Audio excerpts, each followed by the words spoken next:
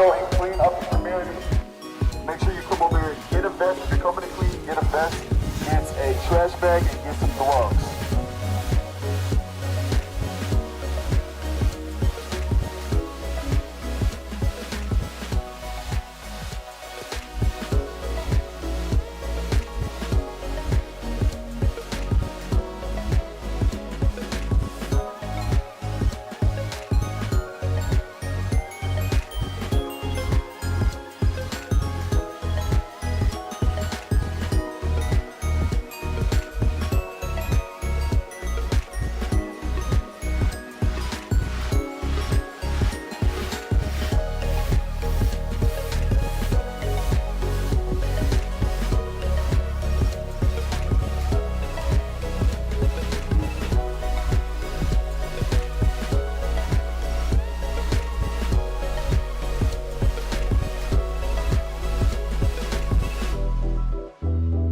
Look at the team just coming in strong like always. Let's go.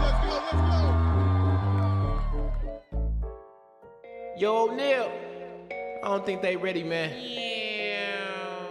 The revolution will be televised. And O'Neal reporting live. So real, it's no disguise. Think outside the margin line. Pardon, a little different from your average politician. Catch me Sunday through Thursday, YouTube, Facebook, and I be twitching. You be twitching. Well, you know what I mean. Talking about the game, man. And if you stick around, you see that. The revolution will be televised. It's so real, it's O'Neal. It's so real, it's O'Neal. It's so real, it's revolution will be televised. It's so real, it's O'Neal. It's so real, it's O'Neal. It's so real, it's revolution will be televised. Real with O'Neal. Yo, O'Neal, I don't think they ready, man. Yeah. The revolution will be televised. And O'Neal reporting live. So real, it's no disguise. Think outside the margin line. Pardon, a little different from your average politician. Catch me Sunday through Thursday, YouTube, Facebook, and I be twitching. You be twitching. Well, you know what I mean. Talking about the game, man. And if you stick around, you see that. The revolution will be televised. It's so real, it's O'Neal. It's so real, it's O'Neal. It's so real, it's revolution will be televised. It's so real, it's O'Neal. It's so real, it's O'Neal. It's so real, it's revolution will be televised. Real with O'Neal. Yo, O'Neal, I don't think they ready, man. Yeah. The revolution will be televised. And O'Neal reporting live. So real, it's no disguise. Think outside the margin line. Pardon, a little different from your average politician. Catch me Sunday through Thursday, YouTube, Facebook, and I be twitching. You be twitching. Well, you know what I mean. Talking about the game, man. And if you stick around, you see. And what's good, everybody? We are live. And, okay, so here's the thing. I have been fucking around with like the sources and the scenes and shit. Because one of my biggest issues was I was trying to record, right, the webcam with the actual capture of like the display capture of, you know, whatever we're about to do, you know what I'm saying? And so doing that, because, you know what I'm saying, I'm trying to make clips out of it. I'm trying to do it easy. And so I'm wanting to make sure I can do as little of post editing as possible. I'm trying to do as little as possible because I already know how I am. And if it takes too long, I'm gonna get bored and then it'll never get done. You know what I'm saying? So making sure that I can do this as easy as possible and having a process. So that's what we're doing today. I'm excited to see what happens after the fact. But this is Real with O'Neal. What's good, boy? Oh, can y'all hear that? Hold up, I couldn't hear it. Hopefully y'all can hear it. I don't know if y'all could or not, but hopefully you did. Well, actually, you know what? Let me do this just in case, so I know, right?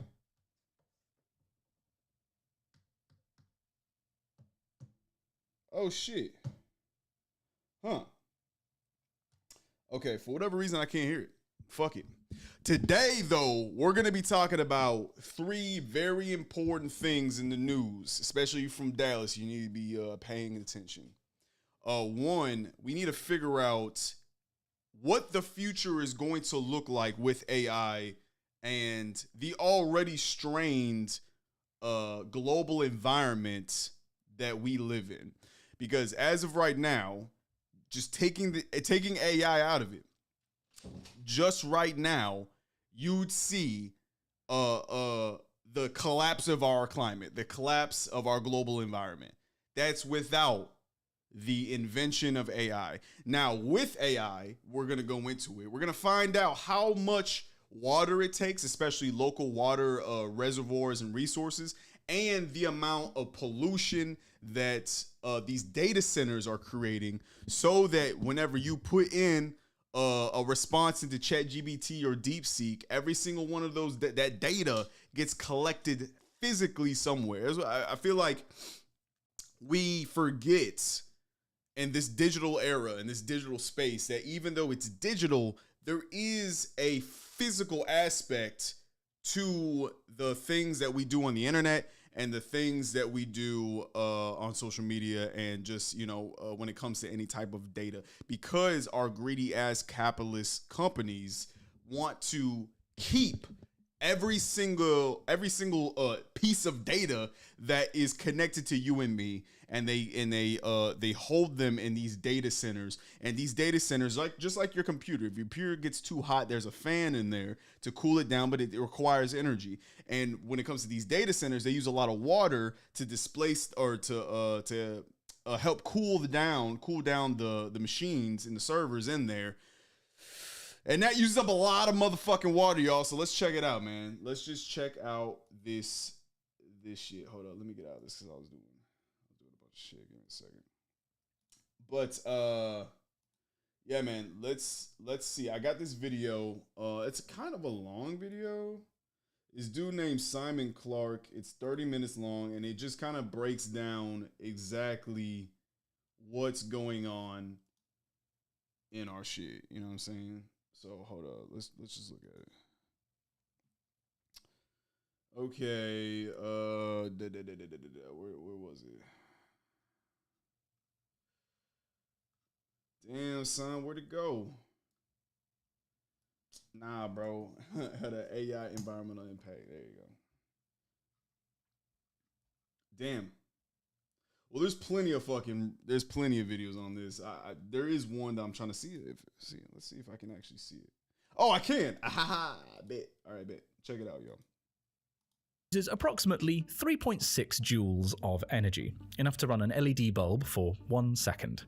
Using an AI tool to convert speech to text uses approximately 79 joules, while generating an image from a text prompt uses approximately 1,700 joules, enough to power a laptop for about 30 seconds. And right now, ChatGPT alone processes over 1 billion queries each day. AI tools consume a lot of energy, and our use of these tools is exploding, something that has been the subject of a great many headlines relating to climate change. There is legitimate fear that our use of tools like ChatGPT and Midjourney will cause serious environmental damage. But in this video, I want to ask, what is the total environmental impact of these AI tools? What damage are they doing in various ways?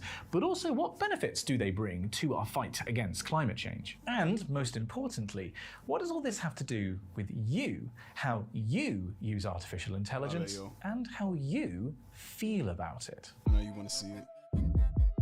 Let's start by interrogating the environmental impacts of AI technologies, where they occur and when they occur. Normally, people just talk about the energy impact of AI tools, but I want to be as comprehensive as I can. So let's look at the entire life cycle of an AI tool, starting with the hardware. AI needs lots and lots of silicon chips designed with lots of fast parallel processing, something that requires specific minerals like gallium and germanium, as well as ultra-pure water. Getting all of those things has an environmental cost. Extracting gallium, for example, produces significant waste and air, water, and soil pollution, notably in China, which accounts for 98% of low-purity gallium production worldwide. And on the water front, the semiconductor industry estimates that it uses 1.2 billion cubic meters of water every year. Apple, for example, estimates that 99% of its water usage is in its supply chain, building chips to go in its devices. Though, to put that figure in perspective, 1.2 billion cubic meters per year is less than 0.1% of what agriculture uses every year. If you don't know where to start in Top Oh, Heroes fuck World, this. the Springland is a great place to start. There are low-level enemies and fuck villages it, with but free healing that wells. is interesting though. And Save you know Flame what's so Hall interesting until level about 20 when plus. speaking about Trust me. climate change, when Which is a people are bit. like, "Hey, no, the agriculture industry is like a huge chunk of our water supply and our methane contributions."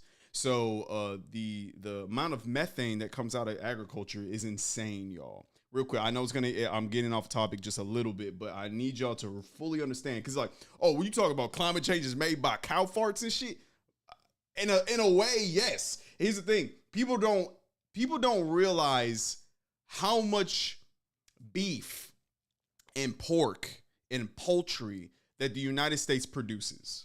Let's look at that figure real quick. How much beef is exported in the U.S.? Because I think we're one of the number one beef exporters, next to like Brazil or some shit. Let's look at total beef and veal imports.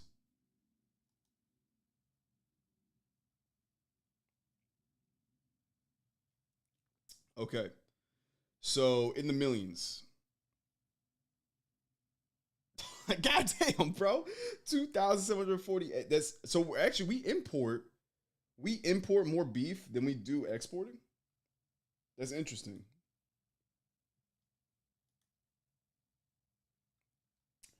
The U.S. beef exports in the first 10 months of 2024 totaled 2.49 billion pounds, representing a 2.61 decline from 2023. Interesting. That's a lot of beef. And then if you look at how much methane does a single dairy cow release, a single cow release.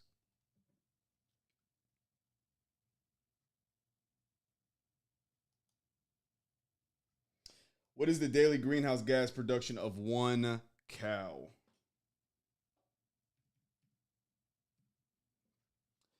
So methane is a primary greenhouse gas, which, by the way, methane is worse than CO2. I'm gonna let that right now. It's a what's it called? It's a greenhouse gas, of course, but it's worse. It exacerbates the warming. It holds. I guess it holds more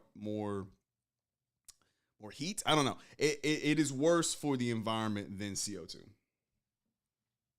Cows generate methane through digestion and waste, with one cow belching 220 pounds of methane annually, which is 28 times more potent than carbon dioxide. Livestock production, primary cows, contributes to 14.5% of global greenhouse gas emissions. This is what people need to realize when it comes to beef, pork, and poultry. Though we shouldn't be eating, people are like, we need to find a better way. Like, we actually produce more food than we have mouths to feed on Earth. We produce more food. We overproduce food. And so any type of starvation on the planet is orchestrated. It's orchestrated by people. It is a unnatural thing. It's intentional in a way. It's not like we don't produce enough food for the planet. We produce enough food for everyone, plus like times two, essentially yearly. And so when it comes to the amount of food, but then again, just because of globalization, how our economies operate, especially if you're a country that's just like the United States, where we are a leader in a specific market. We're going to be producing a lot of food, not just for the people of the United States, but for our customers outside of our borders. But the problem is that even then, other countries are over-consuming. They're over-consuming beef, over-consuming poultry, and over-consuming pork. And so because of that, we have a shit ton of livestock emissions, right? And so, just like right here, it's saying about 1.5 billion cattle produce 1.5 billion. Bro, there's more cows, I feel like, than there are different types of species of cow on the planet. You know what I'm saying? Like, there's whatever. I think the what was the original? I forgot what the original cow was before we domesticated it. Anyways, there's more cows now than there fucking ever was. But 7 gigatons per year, 60% of livestock emissions, with almost 40% coming in the form of methane. That's fucking insane. But let's get back to AI real quick, y'all. Terrifying. But after hardware, the next step is training your AI model. And historically, this has been where the majority of the environmental impact of an AI tool has occurred. Basically, training a model involves running a lot of computer code that takes data. Oh yeah, data. Can't build an AI tool without data. And historically, AI companies have just sort of taken data and not asked permission from that data's owner. For example, AI tools that can write like a human have been trained on datasets including the stolen transcripts of YouTube videos and the stolen texts of entire books. That's fine, right? Stuff your stolen data into the code, and after a huge number of calculations, you recover a tool that can recreate patterns observed in the data. This takes a lot of energy in the form of electricity, but exactly how much is difficult to determine. One of the major problems in researching the environmental impact of AI tools is that the companies building those tools are not very forthcoming about how much energy their products take to build. Yeah, do this real quick for me, y'all. This is for real, for real. Do this real quick. Go on ChatGPT or go to DeepSeek, whichever one you're using, and ask that AI model, how many data centers does OpenAI have, or how many data centers does DeepSeek have? Ask them that. Ask that prompt.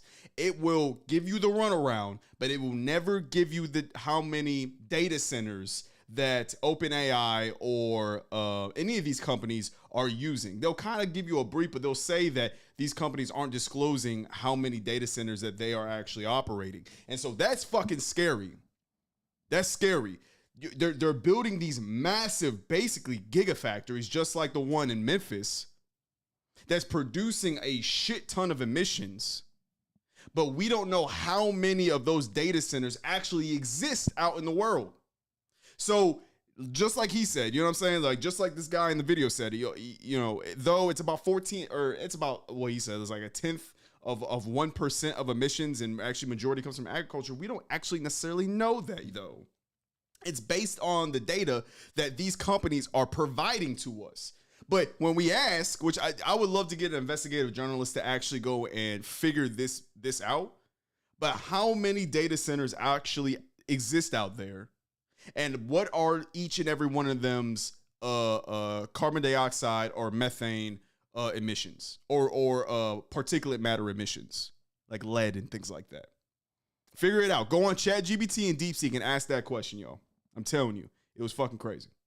Build, or for that matter, how much energy is used every time a user makes a request to their services. Though I'm getting ahead of myself. This article in Nature highlights the difficulties researchers in this field face, with phrases like going crazy and grasping at straws being used. There's also the issue of water, which is used to cool the hardware performing the calculations. This is slightly easier to track. You can see where water is being used up. We know, for example, that training the GPT-3 model evaporated 700,000 litres of clean fresh water. Obviously, water is a renewable resource. That evaporated water hasn't just disappeared. But by using it for cooling data centers training AI models, you are not using it, I don't know, to provide drinking water, and are contributing to the depletion of groundwater resources where data centers are based. Furthermore, also another thing, water is renewable, but whenever you're using that water and dumping that water, which I'm assuming they dump it in, that water is dirty, by the way, it's nasty, dirty water. If they're not dumping it out in rivers and lakes, they're dumping it out in the ocean. Those rivers and lakes flow into oceans. When that water enters the oceans, it gets salty. It takes a lot of energy to desalinate oceanic water. What does that mean? It requires more energy to desalinate that water than it is to, to actually, it's not a good ROI, basically. It takes a lot of energy to be able to desalinate water. And we don't have the technology, which I think we do. We don't really have the technology to do that at a mass scale. And so all that drinking water, which by the way, drinking water on this planet there is not a lot. There's like, I think fucking 3%.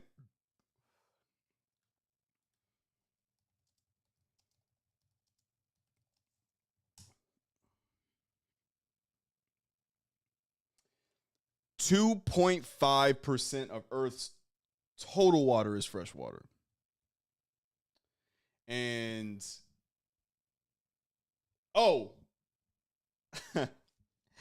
and 68% of that 2.5% is locked up in ice caps in glaciers. So is water a non-renewable resource? No. Is it extremely difficult to get back once we take it out the ground? Yes. So much so that more than likely we're not going to be able to provide or to replace that fresh water that we take out of underground water reservoirs. Expected growth in AI tools has an extraordinary water bill attached to it. One often cited preprint estimates that in 2 years, AI tools will have a water footprint half the size of the United Kingdom's. Now, again, that's not much compared to global agriculture, but still an undeniably vast amount of water. But let's go back to the life cycle because, I've already teased this, the next step is where you come in.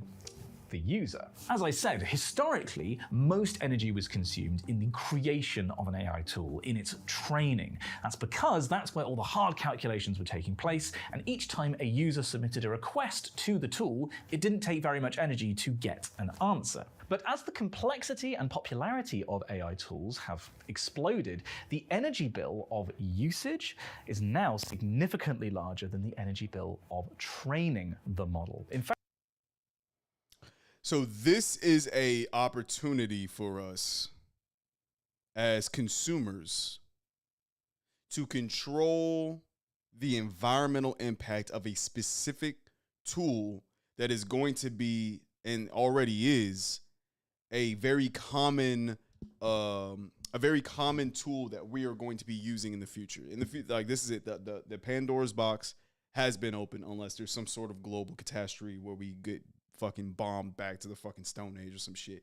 But AI is going nowhere. So since AI is going to exist and we're in the basically the Wild West or the frontier of what AI can and will do for humanity, according to what this brother just said, is that we have the opportunity as consumers to control exactly how much of an effect AI has on our environment. So I'm gonna let this man talk, but it's probably going to get to the conclusion that we need to stop using these large AI models, specifically the AI models that are owned and operated by companies who are not environmentally conscious.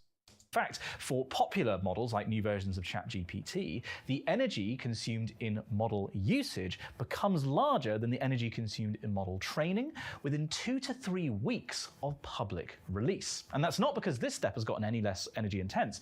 This step has just gotten so much larger. And to be super clear, this isn't energy being used on your phone, for example, like when you make a request to ChatGPT. This is energy being used in the data centers of the AI companies. It's the electricity that goes into their hardware. These data centers are highly concentrated in certain areas. While globally, data centers use a few % of all electricity, in Ireland, data centers gobble up 17% of all electricity. Damn. In more than 5 states in the United States, data centers account for more than 10% of electricity demand. Damn. And that places extreme demands on local energy grids. There have been loads of news stories focusing on big tech companies scrambling to get enough electricity for their data centers, even buying nuclear power plants to keep up with growth. Exactly how much electricity new tools require is uncertain.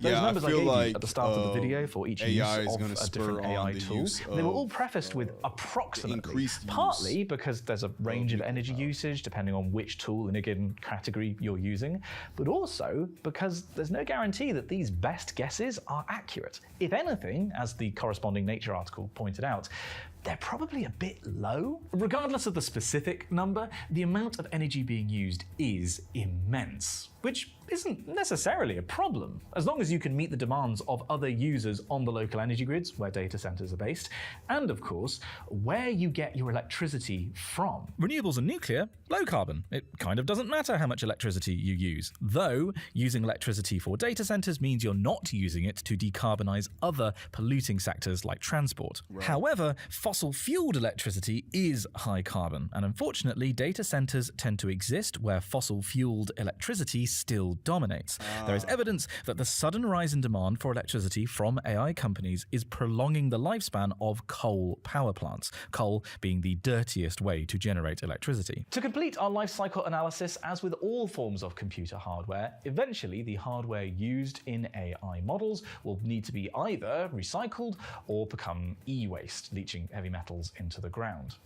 You can even recreate any image you see on the internet. So that's interesting, Just though, y'all. upload your own Like, content, you know, and it will match we're the style trying. and create it for you. You know what? It's kind of like What really blew my mind is that Actually, I can no, it's upload not. my own It's just face weird, bro, and generate because ads with we've been Kind of, for right. years. I've been even from when I was a kid. We've been years saying like we need to get away from fossil fuels and coal and natural gas and things like that.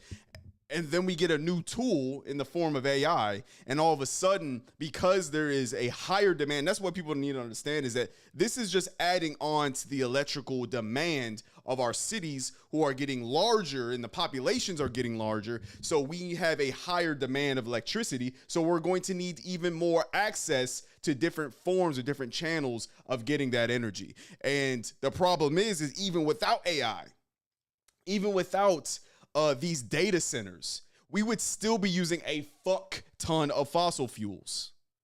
And so now with these AI, with the emergence of AI and the building of these data centers, like he just said, it's going to prolong the life of dirty energy, aka coal, aka fossil fuels, aka petroleum and natural gases, shale oil, and all the other bullshit. Right now, only 20% of hardware actually gets recycled. So much as this is a future environmental cost, it's an environmental cost of AI tools all the same. So AI tools cause environmental impacts at every stage of their life cycle, across energy use, water use, resource consumption, and pollution. But so far, I've only danced around the elephant in the room. The issue isn't so much how many new AI tools are being created, but how much they are being used. And our use of AI tools is exploding. However, as I said before, exactly how much demand is increasing is very difficult to know because AI companies aren't required to tell us. We have, however, Which is a huge fucking mistake. That's gonna fuck us. We're already fucked. Our environment is fucked, y'all. I need y'all to really understand that our environment is fucked. And it wouldn't be as fucked if the world was actively trying to course correct, but we're not. We're doubling down. So, yeah. already seen astonishing increases in the carbon emissions of tech giants.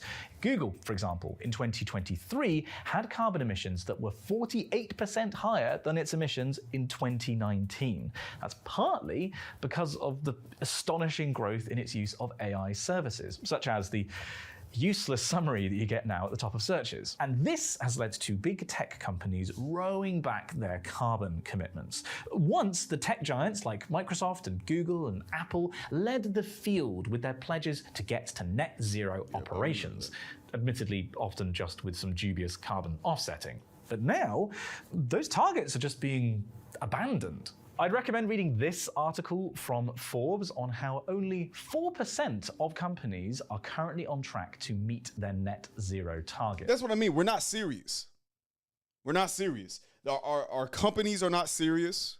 Our governments are not seriously, especially the ones who are the biggest perpetrators of high emissions and having and producing pollution. United States, China, India.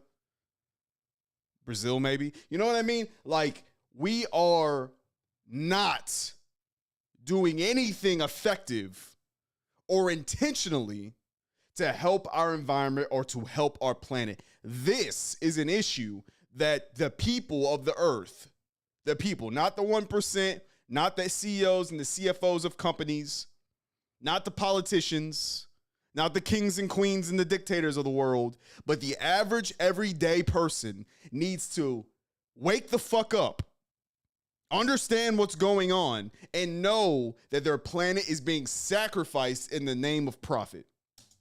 But the short version is companies are using more energy, a lot of that because of AI, and environmental commitments are increasingly being regarded as less important.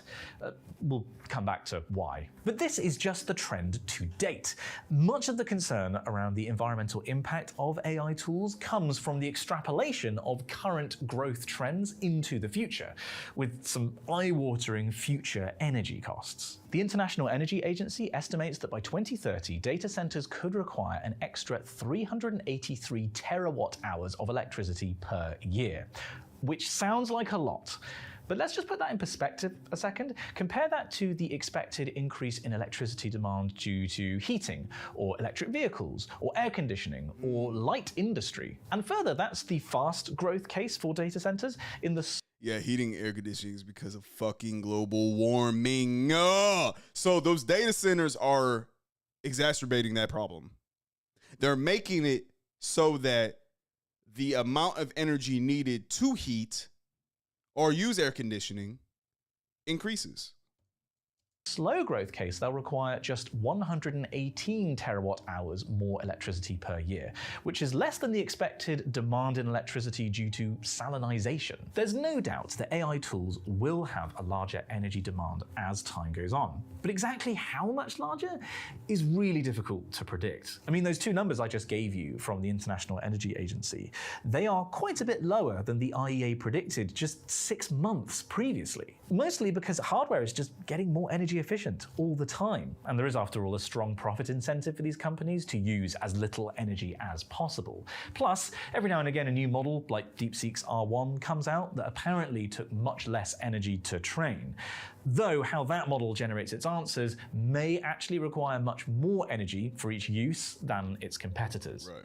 If we had more data, we might know. And as Hannah Ritchie points out in her article on the subject, early predictions of the energy demands of the growing internet turned out to be overblown. Yes, our demand for data centers to power the internet rose by more than 550% between 2010 and 2018, but energy use in those data centers increased by just 6%. Efficiency gains are important. See my recent video on that. But even if we limit ourselves to the environmental impact of AI tools today, it's still significant. Your use of AI tools has an uncertain but noticeable effect on the planet. But in order to assess what the total impact of those tools is, we now need to ask, what environmental benefits do these tools bring? All right, so today we are going to talk about connecting the marketing experience we're and gonna adding look at the QR benefits. codes to your marketing toolkit. I'm A partner with Bit- assuming. Using AI tools can Well, let's just see what he says. We'll just see what he says. I'm a little skeptical, but yeah, let's just see what he says.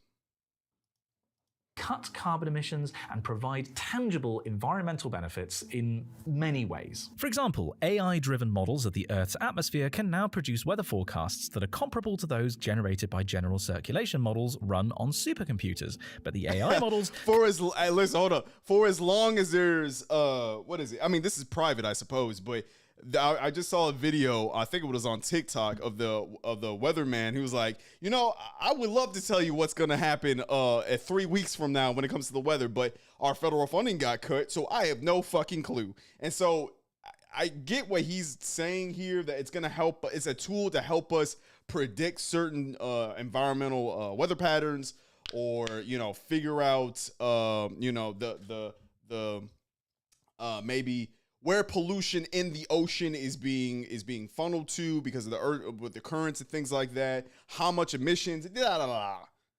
None of that shit matters in a capitalistic society. Understand that. None of that matters. Because ultimately, the good of AI when in the hands of capitalists, in the elite, in the greedy, will always supersede the bad that AI brings about. And it's not really AI. It's not the tool AI that's bad. It's the usage of AI and how the infrastructure of the data centers and creating these AI data centers, where they are in our environment and where they are in our cities. That is the issue. And again, those are made by the choices of these tech company leaders and board of directors. So whenever, again, and I hate to, I don't want to we can't put the blame or the burden necessarily on consumers to just stop using AI. To be honest with you, we're getting to the point you kind of have to, but it's not necessarily our fault, but it is our burden. I think that is the biggest thing. That is the biggest thing when it comes to the average everyday person. Specifically, let's just talk about Americans. Your specific duty as an American, because you have different duties. You have a duty to your country, you have a duty to your family, you have a duty to your community, but you also have a duty to your environment. You do. You are part of nature, dog. We are not separate.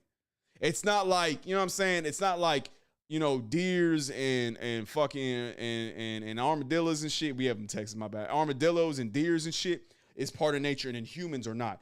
A beehive in on a tree is a natural occurrence, where a house built by a human is not. This is all fucking natural. We are all part of nature. So we have an obligation to protect our environment. And because we are a global species, our environment is the globe. It's the world. It's not just Africa. It's not just Europe. It's not just Asia. It's not just South America. It's not just the Caribbean. It is Earth. That is our environment. And as we get, quote unquote, more mature as a species, we're going to learn that Earth is the only place for us, dog. We're not going to find our salvation on Mars or a moon of Jupiter or on Venus. Fuck no. We were born, bred, matured on this planet that is our only home that we know of. So just keep that shit in mind, yo. This shit is serious. Let's look at another video, bro, because I've seen a couple good videos.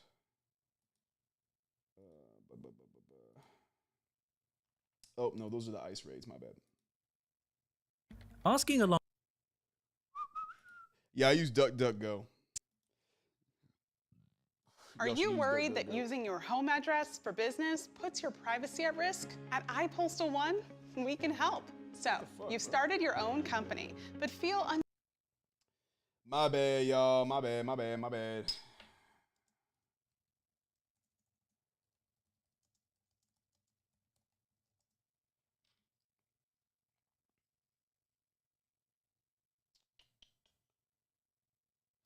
Let's check this out.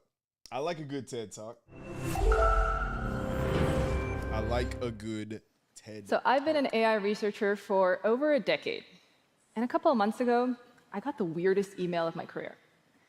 A random stranger wrote to me saying that my work in AI is going to end humanity. Now, I get it. AI, it's so hot right now. It's in the headlines pretty much every day, sometimes because of really cool things like discovering new molecules for medicine or that dope pope in the white puffer coat. But other times the headlines have been really dark, like that chatbot telling that guy that he should divorce his wife, or that AI meal planner app proposing a crowd-pleasing recipe featuring chlorine gas. And in the background, we've heard a lot of talk about doomsday scenarios, existential risk, and the singularity, with letters being written and events being organized to make sure that doesn't happen. Now, I'm a researcher who studies AI's impacts on society. And I don't know what's going to happen in 10 or 20 years, and nobody really does. But what I do know is that there's some pretty nasty things going on right now, because AI doesn't exist in a vacuum. It is part of society, and it has impacts on people and the planet. AI models can contribute to climate change. Their training data uses art and books created by artists and authors without their consent. Yep. And its deployment can discriminate against entire communities. But we need to start tracking its impacts. We need to start being transparent and disclosing them and creating tools so that people understand AI better, so that hopefully future generations of AI model are going to be more trustworthy, sustainable, maybe less likely to kill us if that's what you're into. But let's start with sustainability, because that cloud that AI models live on is actually made out of metal, plastic, and powered by vast amounts of energy. And each time you query an AI model, it comes with a cost to the planet. Last year, I was part of the Big Science Initiative, which brought together 1,000 researchers from all over the world to create Bloom, the first open large language model like ChatGPT, but with an emphasis on ethics, transparency, and consent. And the study I led that looked at Bloom's environmental impacts found that just training it used as much energy as 30 homes in a whole year and emitted 25 tons of carbon dioxide, which is like driving your car 5 times around the planet, just so somebody can use this model to tell a knock-knock joke. And this might not seem like a lot, but other similar large language models like GPT-3 emit 20 times more carbon. But the thing is, tech companies aren't measuring this stuff. They're not disclosing it. And so this is probably only the tip of the iceberg, even if it is a melting one. And in recent years, we've seen AI models balloon in size, because the current trend in AI is bigger is better. But please don't get me started on why that's the case. In any case, we've seen large language models in particular grow 2,000 times in size over the last 5 years. And of course, their environmental costs are rising as well. The most recent work I led found that switching out a smaller, more efficient model for a larger language model emits 14 times more carbon for the same task, like telling that knock-knock joke. And as we're putting in these models into cell phones and search engines and smart fridges and speakers, the environmental costs are really piling up quickly. So instead of focusing on some future existential risks, let's talk about current tangible impacts and tools we can create to measure and mitigate these impacts. I helped create Code Carbon, a tool that runs in parallel to AI training code that estimates the amount of energy it consumes and the amount of carbon it emits. And using a tool like this can help us make informed choices, like choosing one model over the other because it's more sustainable, or deploying AI models on renewable energy, which can drastically reduce their emissions. But let's talk about other things, because there's other impacts of AI apart from sustainability. For example, it's been really hard for artists and authors to prove that their life's work has been used for training AI models without their consent. And if you want to sue someone, you tend to need proof, right? So Spawning AI, an organization that was founded by artists, created this really cool tool called Have I Been Trained? And it lets you search these massive data sets to see what they have on you. Now, I admit it, I was curious. I searched Lion 5B, which is this huge data set of images and text, to see if any images of me were in there. Now, those 2 first images, that's me from events I've spoken at. But the rest of the images, none of those are me. They're probably of other women named Sasha who put photographs of themselves up on the internet. And this can probably explain why when I query an image generation model to generate a photograph of a woman named Sasha, more often than not, I get images of bikini models. Sometimes they have 2 arms, sometimes they have 3 arms, but they rarely have any clothes on. If any images of me were in there. An organization sue someone because there's other impacts. A really cool tool called Have I Been Trained? AI, an organization that was founded by artists, created this really cool tool. Spawning.ai. Let's check it out.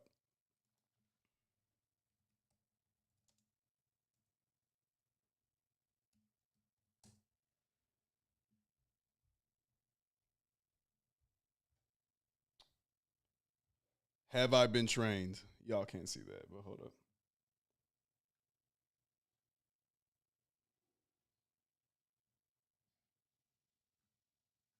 Okay, so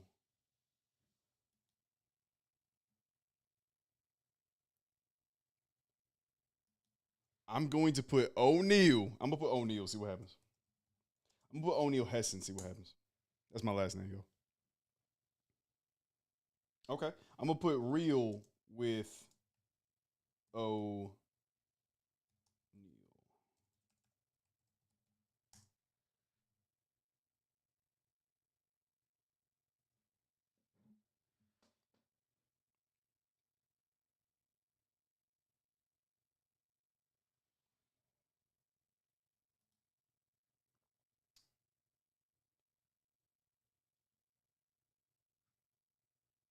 Okay. I guess you know what I'm gonna put? I'm gonna put my organization, the Sarin Foundation. Okay. The socio-economic wait, fuck. Oh my god, bro. Revitalization of urban neighborhoods. That's what Sarin means, by the way.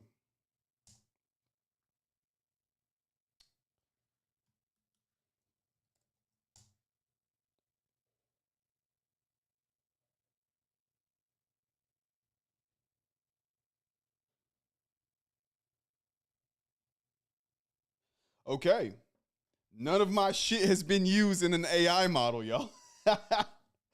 Damn. That's cool. Let's keep it that way. Don't put my name, don't put no AI shit in, or don't put none of my shit in any type of AI model. Let's keep it so that all of my shit stays mine. Bet. But this is a crazy tool. Y'all should definitely check this out. Have I been trained? If you are an artist of any kind, I would recommend going to spawning.ai. That's spawning.ai. Have I been trained? Click this. It takes you to another page, and then you can, in the search bar, you can put in your art to see. What's something that we know.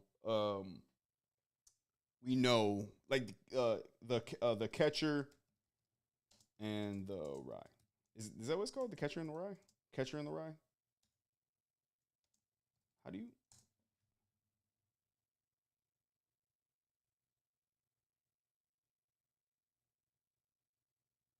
Yeah, the Catcher. Oh, the Catcher in the Rye. Fuck. The Catcher in the Rye. Okay, so boom. It has used that. What's something that's obscure that shit. I don't know. But this is interesting. I'm definitely going to be using this and promoting this, bro. This shit is insane. Let's go back to it. Called Have I Been Trained? Oh, yeah, I need to go to the bathroom. And it lets you search these massive data sets to see what they have on you. Now, I admit it, I was curious. I searched Lion 5B, which is this huge data set of images and text, to see if any images of me were in there. Now, those two first images, that's me from events I've spoken at. But the rest of the images, none of those are me. They're probably of other women named Sasha who put photographs of themselves up on the internet. And this can probably explain why when I query an image generation model to generate a photograph of a woman named Sasha, more often than not, I get images of bikini models. Sometimes they have 2 arms, sometimes they have 3 arms, but they rarely have any clothes on. And why it can be interesting for people like you and me to search these data sets. For artists like Carla Ortiz, this provides crucial evidence that her life's work, her artwork, was used for training AI models without her consent. And she and 2 artists use this as evidence to file a class action lawsuit against AI companies for copyright infringement. And most recently, Spawning AI partnered up with Hugging Face, the company where I work at, to create opt-in and opt-out mechanisms for creating these data sets. Because artwork created by humans shouldn't be an all-you-can-eat buffet for training AI language models.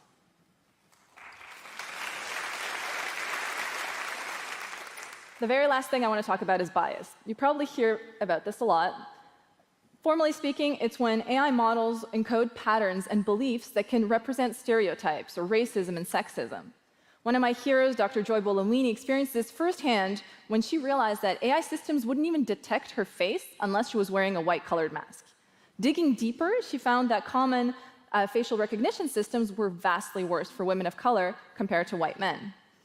Here's one of my favorite life hack that's been a total game changer for me, Grammarly. It's not just a spelling or grammar checker. And when models like this, biased models like this, are deployed in law enforcement settings, this can result in false accusations, even wrongful imprisonment, which we've seen happen to multiple people in recent months. For example, Portia Woodruff was wrongfully accused of carjacking at 8 months pregnant because an AI system wrongfully identified her. But sadly, these systems are black boxes. This is where it's going to be a huge problem. Have y'all seen Minority Report? The same shit. If you don't know what I'm talking about, look up Minority Report, which basically has a bunch, it's like the future or whatever, and then there's like these psychics that the police department uses to tell them that there's like a crime happening that's going to happen, and then in the future, that police department actually stops that crime preemptively based upon the psychics their images, their foresight of what's going on. So I'm assuming that's what she's talking about. So I'm gonna run it back.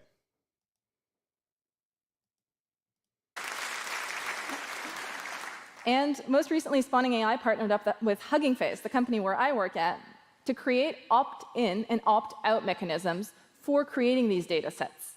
Because artwork created by humans shouldn't be an all-you-can-eat buffet for training AI language models.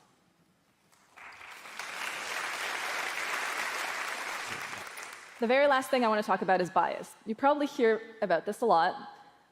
Formally speaking, it's when AI models encode patterns and beliefs that can represent stereotypes or racism and sexism.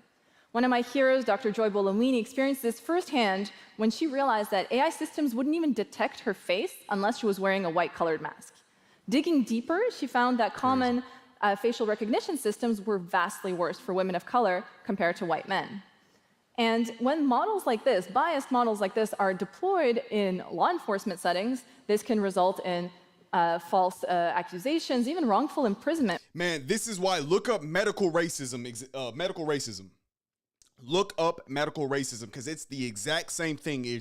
There's biases that affect real world surgeries or real world diagnosis of specifically black women that puts them at risk or puts them in danger. And and this is why I'm also free Palestine. I'm gonna go the other way with it. When it comes to law enforcement, where do you think a lot of these, facial recognition, being able to predict if somebody is higher likelihood of committing a crime, which is exactly what they're going to be doing, to preemptively try to stop them. And they're going to sell it back to us saying that as long as you don't commit crimes, you have nothing to worry about. But whenever the definition of what a criminal expands, that usually means or usually includes everybody that is against the power base. So this power base that we're having right now, we're about to go talk about the LA uprising, the LA protests, that fascist dictators, which we're seeing more of, left wing and right wing, are going to be utilizing these tools to be able to hunt down their political enemies, which is you and me. Which we've seen happen to multiple people in recent months. For example, Portia Woodruff was wrongfully accused of carjacking at 8 months pregnant because an AI system wrongfully identified her. But sadly, these systems are black boxes, and even their creators can't say exactly why they work the way they do. And for example, for image generation systems, if you're used in contexts like generating a forensic sketch based on a description of a perpetrator, they take all those biases and they spit them back out for terms like dangerous criminal, terrorist, or gang member, which of course is super dangerous when these tools are deployed in society. And so in order to understand these tools better, I created this tool called the Stable Bias Explorer, which lets you explore the bias of image generation models through the lens of professions. So try to picture a scientist in your mind. Don't look at me.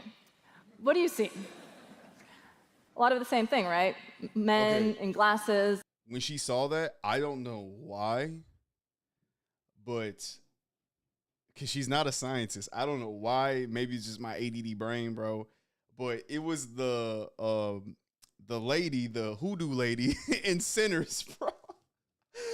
She's like, think of the scientist. I was like, the hoodoo lady is. I mean, she's not a scientist, but I mean, kinda. Shit. And lab coats, and none of them look like me. And the thing is that we looked at all these different image generation models and found a lot of the same thing. Significant representation of whiteness and masculinity across all 150 professions that we looked at. Even if compared to the real world, the US Labor Bureau of Statistics, these models show lawyers as men and CEOs as men almost 100% of the time, even though we all know not all of them are white and male. And sadly, my tool hasn't been used to write legislation yet, but I recently presented it at a UN event about gender bias as an example of how we can make tools for people from all walks of life, even those who don't know how to code, to engage with and better understand AI, because we use professions, but you can use any terms that are of interest to you. And as these models are being deployed, are being woven into the very fabric of our societies, our cell phones, our social media feeds, even our justice systems and our economies have AI in them. And it's really important that AI stays accessible so that we know both how it works and when it doesn't work. And there's no single solution for really complex things like bias or copyright or climate change, but by creating tools to measure AI's impacts, we can start getting an idea of how bad they are and start addressing them as we go. Start creating guardrails to protect society and the planet. And once we have this information, companies can use it in order to say, okay, we're going to choose this model because it's more sustainable, this model because it respects copyright. Legislators who really need information to write laws can use these tools to develop new regulation mechanisms or governance for AI as it... Or just summarize fucking 800-page bills that your politicians don't read, by the way. Whenever it's a large bill, they're not reading all that shit. Some of the politicians were dumb enough to admit that on fucking camera. But I know that I use like the 2024-2025 Dallas fiscal budget. I read it, I went through it, put it in the AI language model through DeepSeek, so I can get a better summary of what I'm reading. You know what I'm saying? Like, that's really, I use AI more for research. I think AI is a really good researcher tool. I think that it helps allow us to, it should basically steer you in the right direction of how you're trying to create content, or how you're trying to research a specific topic, or how you're trying to figure out a specific issue. You know what I mean? Like, that's the point of AI. It's not the point to replace your thoughts. It's supposed to guide your thoughts and guide your creativity to make something, to create or figure out exactly what you're trying to figure out or create. What we've been doing, what I'll be honest with you, a lot of these companies are making us do or wanting us to do, is to be lazy. Because at the end of the day, I say this about capitalism all the time, the end of the day is not necessarily to make us all slaves to our labor, but slaves to our consumerism. Because it's getting to the point with AI and robotics and the meshing of the two. We're seeing drones and automated machines and things like that. They will be able to do, which they already can, to be honest with you, and they're replacing a lot of industries and a lot of professions. But capitalists are wanting to replace a workforce with a workforce that they can completely control and are 100% efficient. Well, that would be an AI model with machines. Our purpose, though, is to buy shit. That's what they want us to do. They want us to buy shit. And so in the imperial core here in the United States, they don't necessarily want us working in factories anymore. They want us to buy shit. They want us to continue being consumers. Now, conservatives think we're going to go back to having factories and shit. That's not going to happen within the United States unless something drastic happens. And if something drastic happens to the point that we're making our own shit and we've reduced our globalization, we're no longer an empire, or we're at war. And so that is to me, the only two situations to where we'll see manufacturing coming back to the United States. But I'll be honest with you, it's not. And if it does, it will be just like these Amazon warehouses, they do employ a lot of people. But to be honest with you, they could, if they wanted to, start, which they are, shifting away from having human laborers. They're going to have these fulfillment centers be completely automated. And so, again, our job is to buy shit. That's what it's going to be. That's the scary part about AI. That's one of the scary things about AI. It gets deployed into society.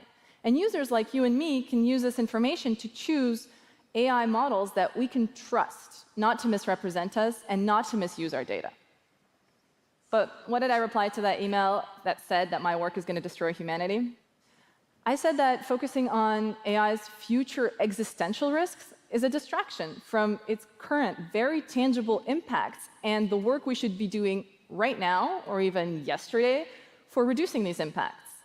Because, yes, AI is moving quickly, but it's not a done deal. We're building the road as we walk it, and we can collectively decide what direction we want to go in together. Yeah, she did really well. I like that.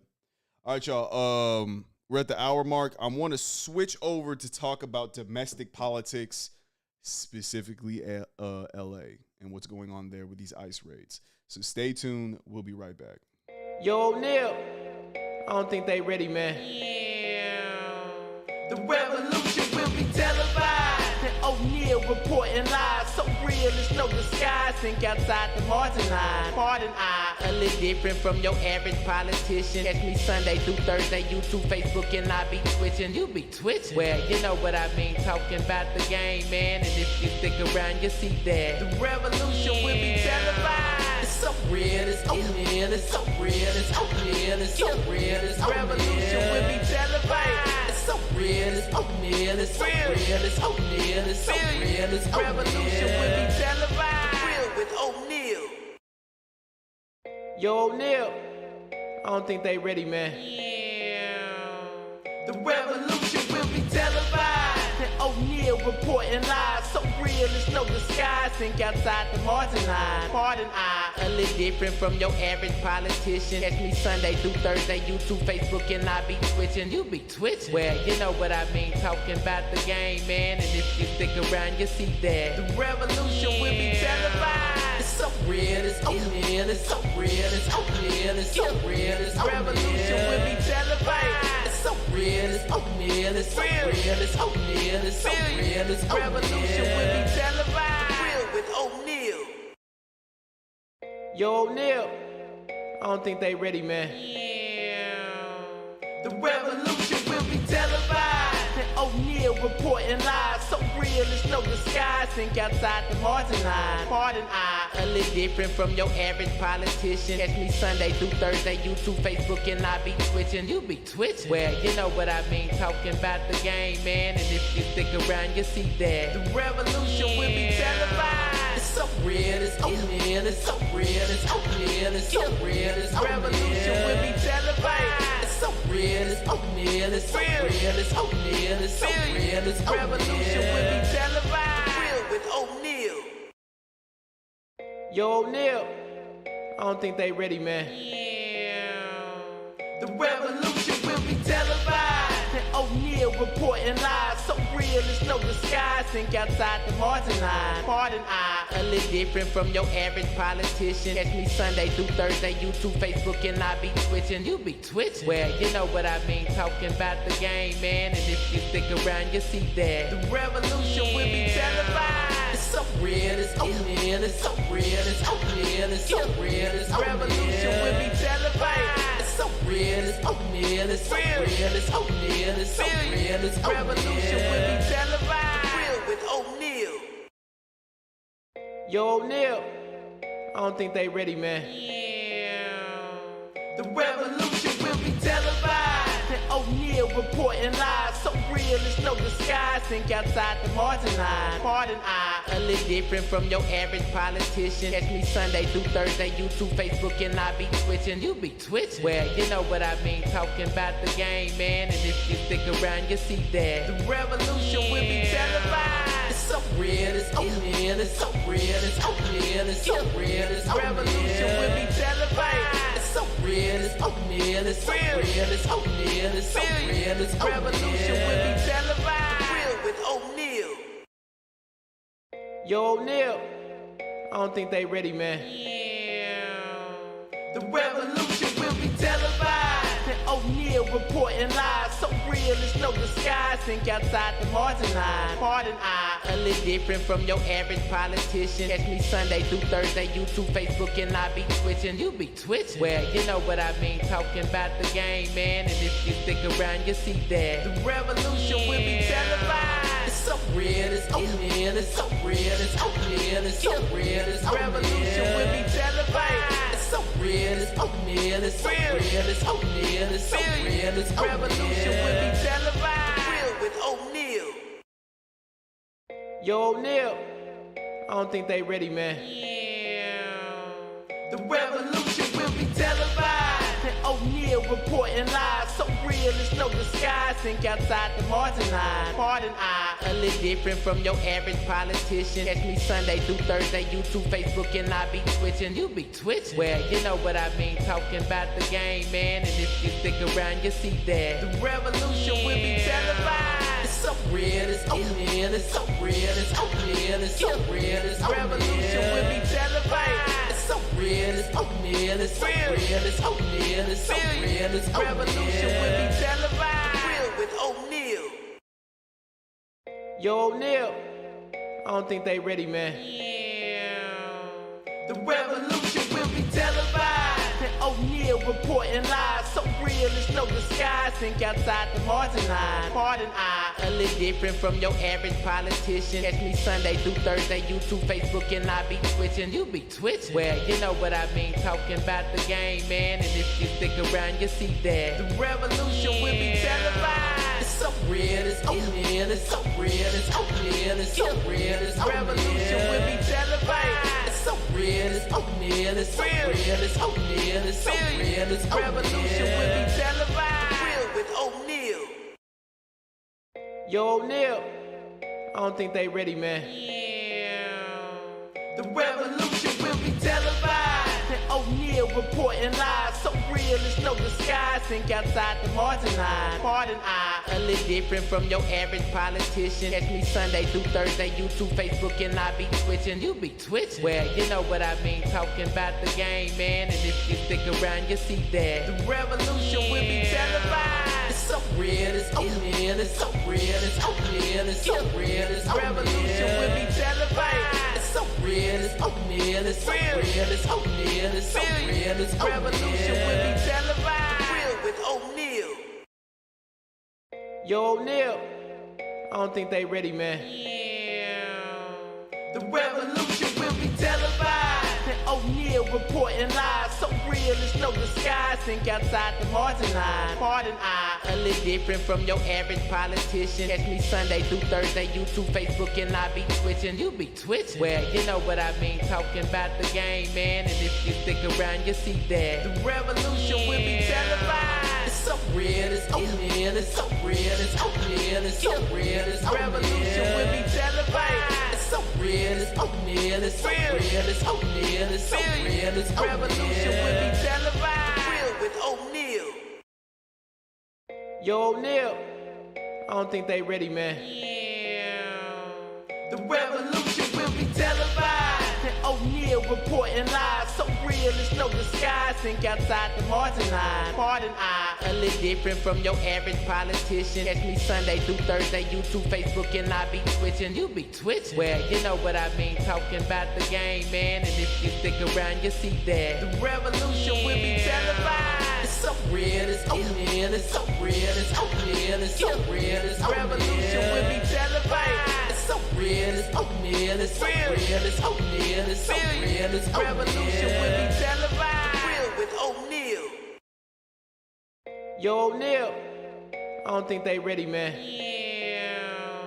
The revolution will be televised. And O'Neal reporting live. So real, it's no disguise. Think outside the margin line. Pardon, a little different from your average politician. Catch me Sunday through Thursday, YouTube, Facebook, and I be twitching. You be twitching. Well, you know what I mean. Talking about the game, man. And if you stick around, you see that. The revolution will be televised. It's so real, it's O'Neal, it's so real, it's O'Neal, it's so real, it's revolution will be televised. It's so real, it's O'Neal, it's so real, it's O'Neal, it's so real, it's revolution will be televised. Real with O'Neal. Yo, O'Neal, I don't think they ready, man.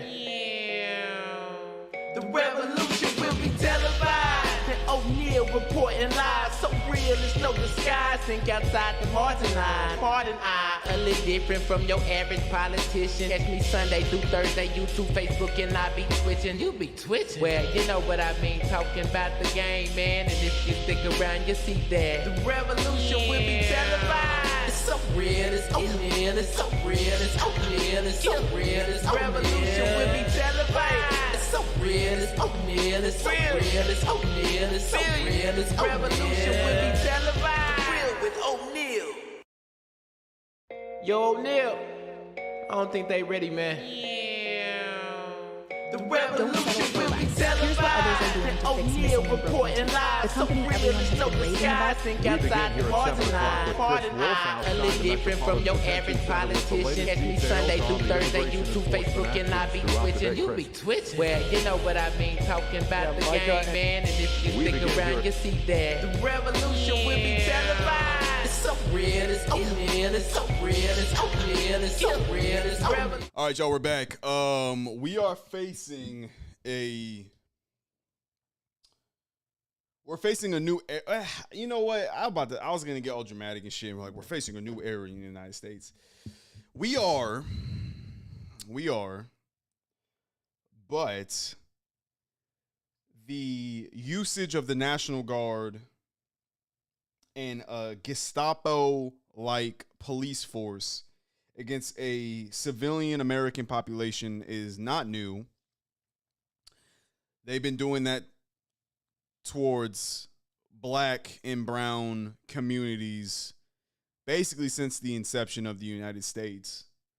However, this is the first of this kind of response to protests of federal activity in people's neighborhoods.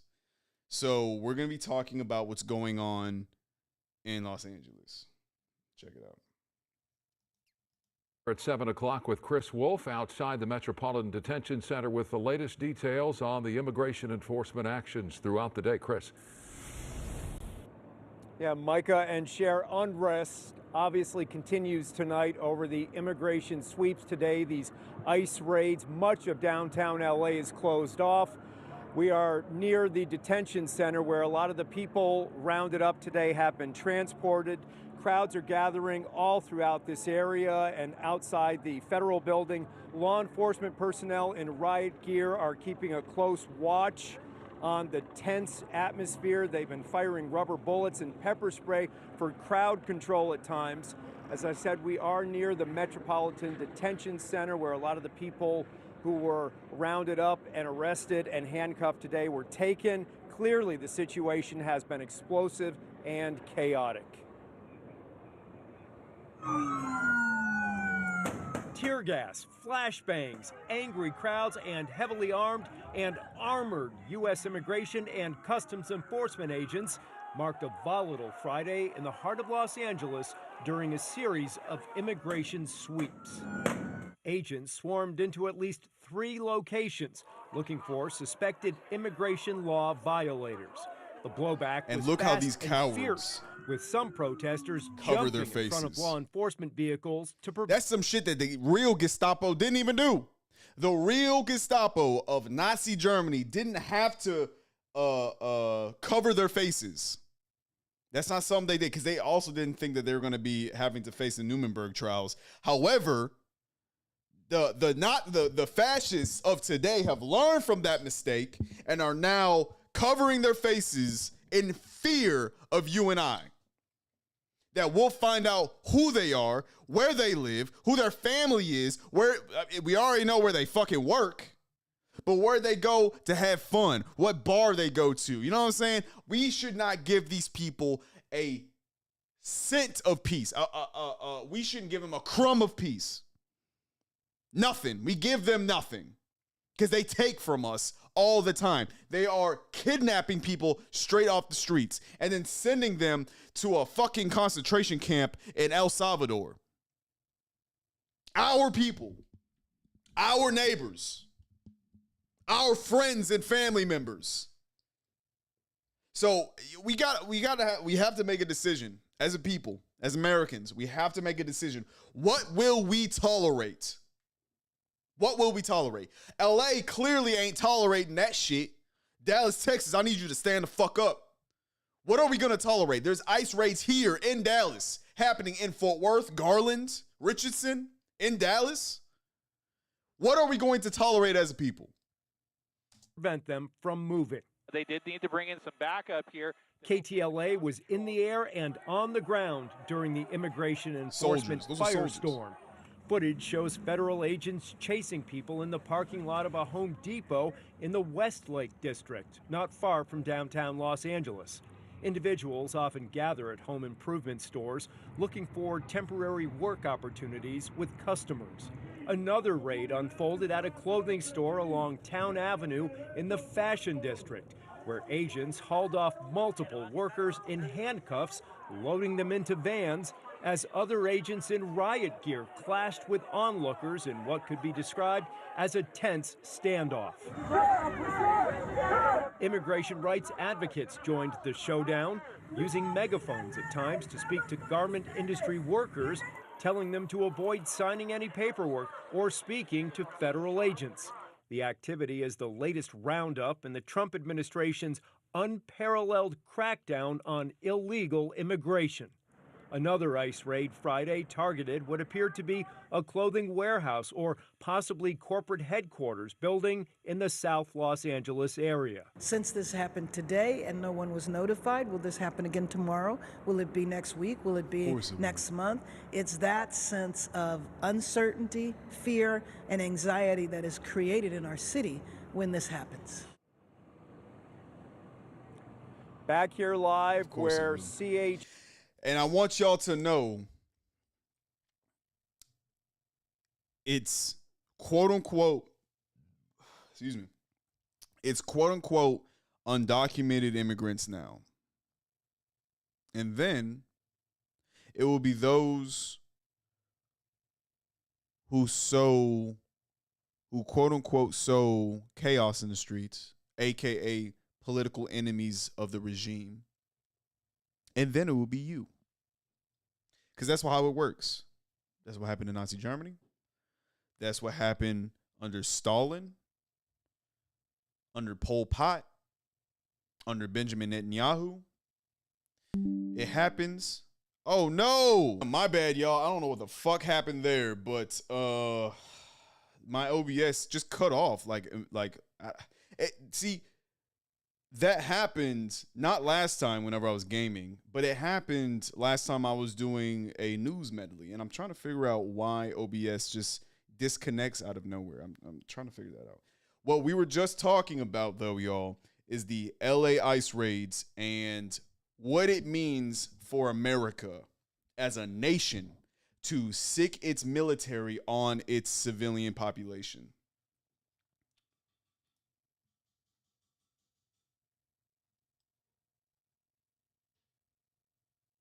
Protesters vandalize federal building.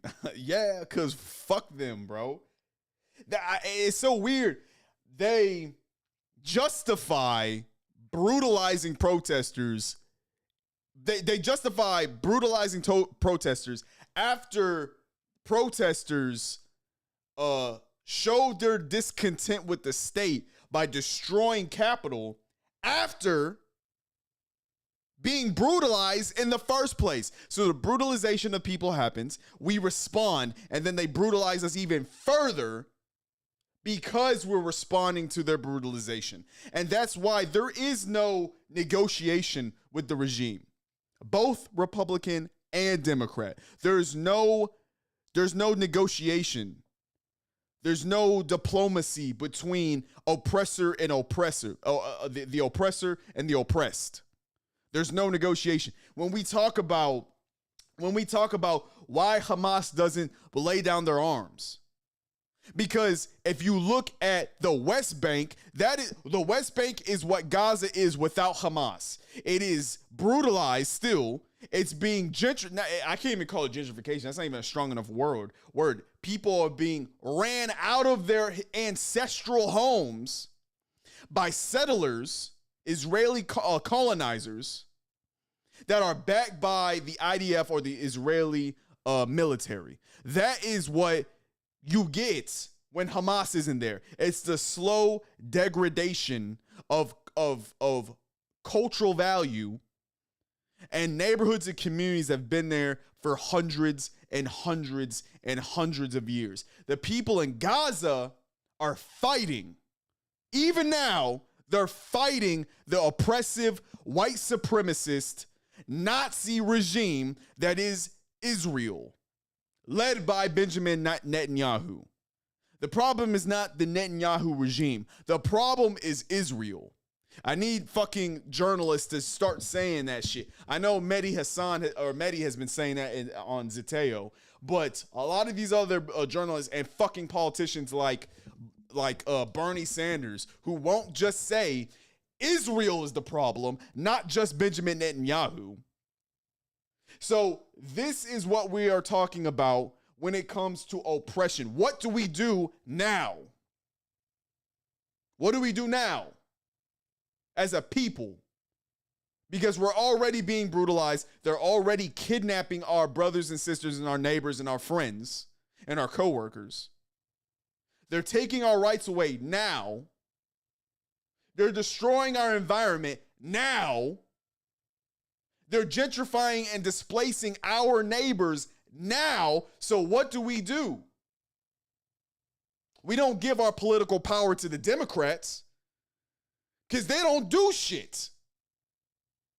They don't do enough for us. They are a tool to pacify otherwise concerned citizens while they they maintain our status as an empire through the complacency of the American population. Because I will say this: when Democrats are in office, we get a lot more performative rights. We get a lot. They quote unquote protect our rights, even though that's not true.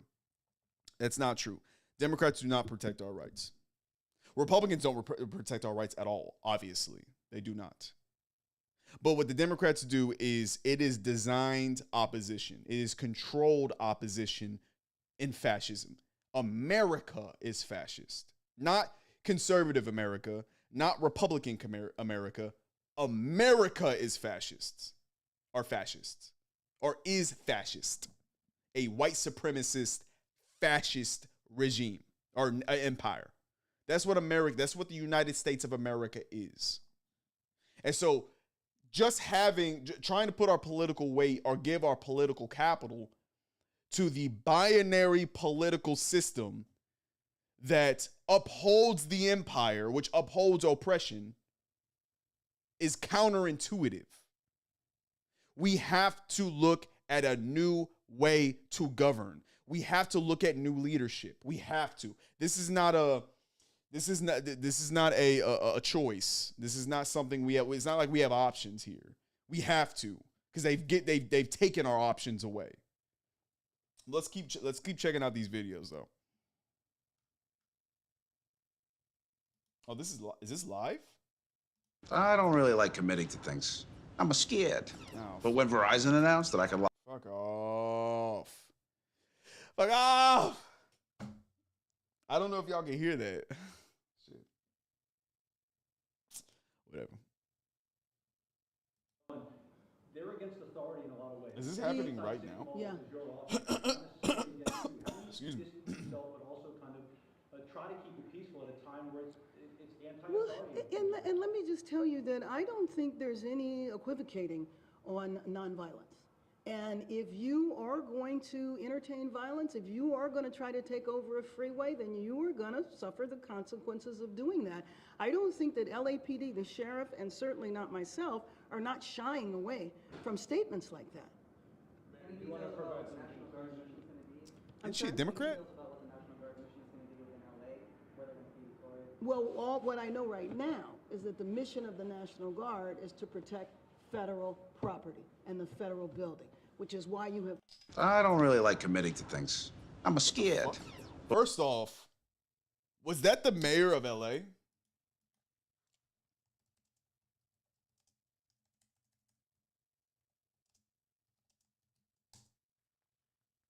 Yep.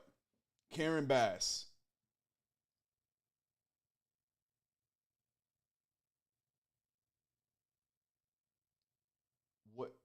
What was she saying in that video? But when Verizon and that? Was she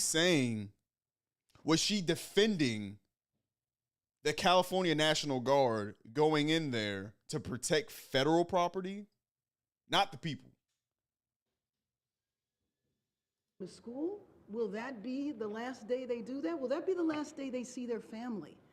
We can't have this in our city. Los Angeles is a city of immigrants where 50% of the population is Latino. A percentage of the populations are from Asian countries and from all over the world. And we embrace all Angelenos. It doesn't matter where you came from or when you got here. But the most important thing right now how can people is be that our city peaceful when officers are tear gassing and throwing flashbangs and smoke cameras? That's facts. Fears, your beliefs is appropriate to do, but it is just not appropriate for there to be violence. And I don't want people to fall into the chaos that I believe is being created by the administration. Oh shit, they're lighting shit on fire, y'all. That's fucking tight. Thank you very much.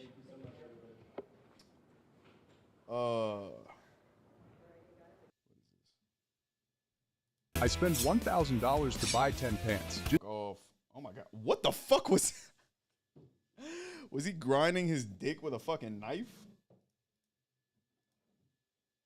Right now, and how are the local lawmakers reacting to the troops we see right behind you? Yeah, Alex, so I am right outside the federal building in downtown LA, which is just across the street from the Metropolitan Detention Center.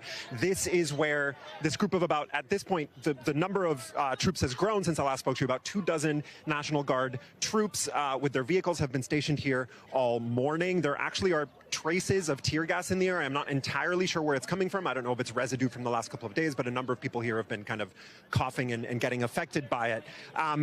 In the last hour also, Alex, the tension has definitely gone up pretty significantly. There are more protesters here. A number of them are sort of walking right up to the National Guard troops. The troops have, on a couple of occasions now, tried to get people to move back out onto the street. I'm told that there's a march moving here from Boyle Heights, from Mariachi Plaza specifically, which is a sort of iconic, it's an icon of the immigrant community here in Los Angeles. As to your question about lawmakers, Alex, actually just a few minutes before we went to air, spoke with Congresswoman Maxine Waters, who represents a district in South LA where a lot of the activity has been over the last couple of days. She told me that she, just in the last hour, tried to gain access to the Metropolitan Detention Center, but was turned away by people who work there who did not identify themselves to her. So this is the second time in 2 days, Alex, that sitting members of U.S. Congress have been turned away from this detention center, which they have a legal right to visit for oversight purposes. Now, I asked her about her feeling about everything that's happening, the fact that the troops are here. Take a listen to a little bit of what she told me.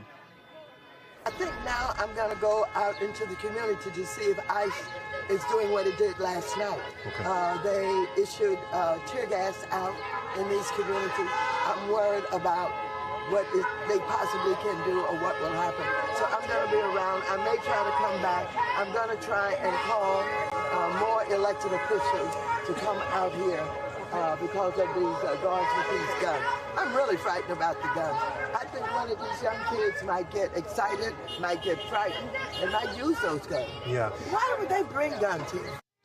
Alex, I did get a statement back from the Department of Homeland Security from Assistant Secretary Tricia McLaughlin about why congressmen were turned away from this detention center yesterday. She told me that at the time the lawmakers tried to enter the federal building, more than 1,000 rioters had surrounded the building, and due to the rioting, the lawmakers were turned away in the interest of their safety and the safety of our law enforcement. Of course, That was yesterday when Representative Waters tried to enter the detention facility today.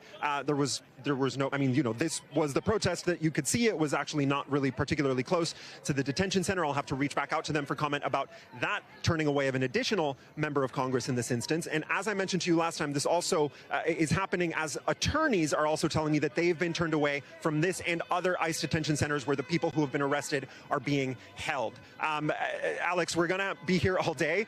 Just based on how much the tensions have risen in the last hour since I spoke to you, I think that likely they are going to continue to rise during the course of the day as more and more people gather here in downtown LA to protest the presence not only of ICE and other federal agencies conducting immigration enforcement, but now also in a historical event that hasn't happened in many decades, the presence also of National Guard troops who are here without the authorization of the governor of California, Alex. Well, listen, David, if they're coming in from Boyle Heights there, which is east of where you are by just about 3 miles if you were going to go on the 101 freeway, they will be there soon. It is not far. Certainly they're not going to be going along the freeway, but they will be making their way soon to you. Keep a very close watch. Let us know if we need to come back to you. Thank you so much, David. Let's go now to NBC's Gabe Gutierrez with new reaction from the White House today. So, Gabe, why did the Trump administration circumvent the California governor to send in the National Guard? Well, certainly, Alex, this is something that President Trump has railed against for quite some time, this idea that Democrat-led cities, in the administration's view, don't pay enough attention to law and order. And the images you're seeing right now of National Guard troops on the ground in a major American city is what the White House wants to see. And they want that message to get across that they are taking this immigration crackdown seriously. Now, we also heard from administration officials throughout the day, including Homeland Security Secretary Kristi Noem, who was interviewed this morning. Here was her justification for why the president deployed those troops. Listen. At the direction of the president in order to keep peace and allow people to be able to protest, but also to keep law and order. That is incredibly important to the president. Governor Newsom has proven that he makes bad decisions. The president knows that he makes bad decisions, and that's why the president chose the safety of this community over waiting for Governor Newsom to get some sanity. And that's one of the reasons why these National Guard soldiers are being federalized, so they can use their special skill set to keep peace. And Alex, I'm also just learning from my colleague Kelly O'Donnell, who says that a White House official told her that the president actually spoke to Gavin Newsom on Friday and said that he needed to get the police in gear because things were getting under control. So that is some news that the president spoke directly to Gavin Newsom again on Friday at these protests were getting underway. But this also should come as no surprise because the president has railed against not just Gavin Newsom, but also officials in Democrat-led cities really since the start of this administration, even going back to his first term. And he has also tried to make it a point that, and his borders are Tom Homan has as well, that if these local officials stand in the way of immigration enforcement, that they will then be prosecuted. Now, Tom Homan, in his interview with my colleague Jacob Sovroff, did make it clear that Governor Newsom and the Los Angeles Mayor Karen Bass had not crossed that line just yet, but he did make it clear that if they did, that they would be prosecuted. But you see those live images right there of National Guard troops on the ground in Los Angeles, waiting to see if there is any more escalation of those protests throughout this afternoon. We'll certainly be watching, and the administration is watching too. Again, though, the president had already spoken with Governor Gavin Newsom, and he deployed those troops, even despite Newsom's opposition, Alex. Opposition because Newsom said that we've got it under control and we can handle it, but there you have it. Okay, thank you for that, Gabe. Well, yeah, it's getting kind of bad, y'all. I'll be dead ass with you. I want to know. I want to know the history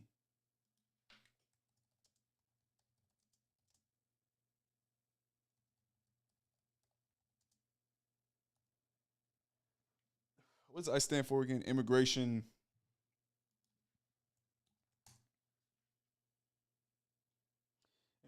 and custom enforcement. Okay.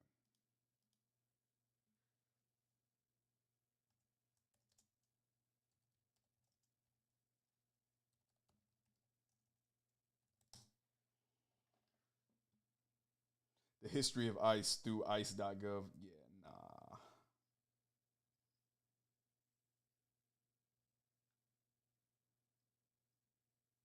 Interesting. There's not.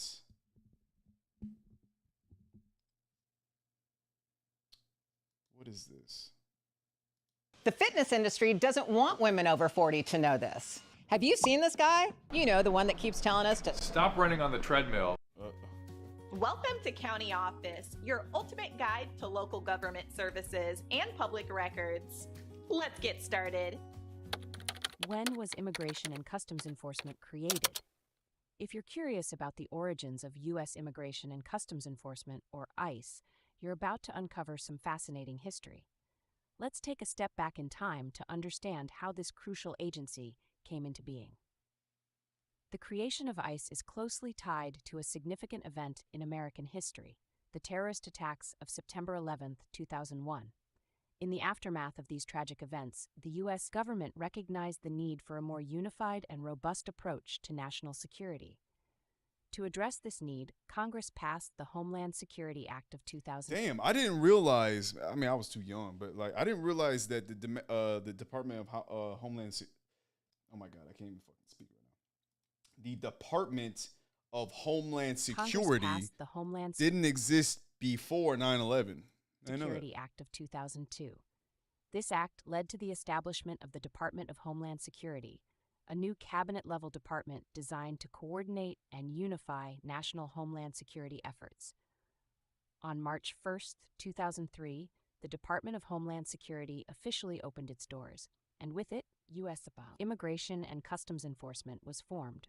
ICE was created by combining the functions and resources of several existing agencies, including the U.S. Customs Service and the Immigration and Naturalization Service, INS. The U.S. Customs Service, which dates back to 1789, brought its expertise in customs law enforcement and investigations. The INS, established in 1933, contributed its resources in immigration enforcement and detention. By merging these agencies, ICE became the largest investigative arm of the Department of Homeland Security, tasked with protecting the United States from cross-border crime, undocumented immigration, and other threats. Okay. I need more details. I need more details.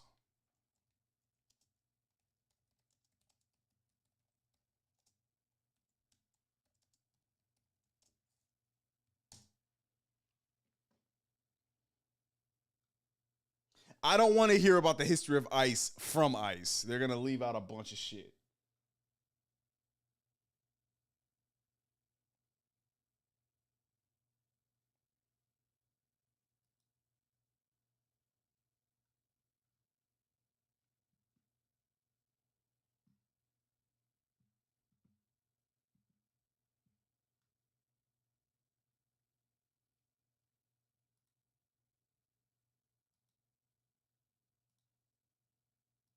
Okay.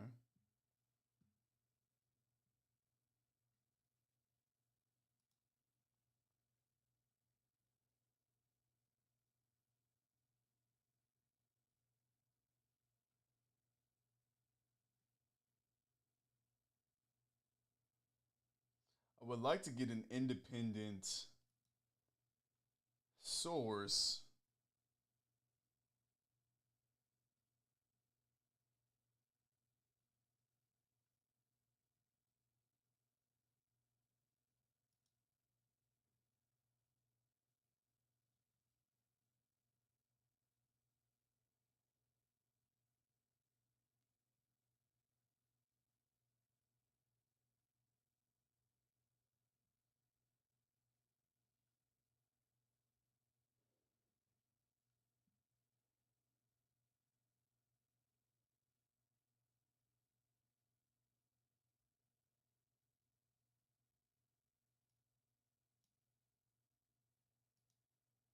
On average, 4,143 undocumented immigrants without a criminal record have been arrested each month since January 2027.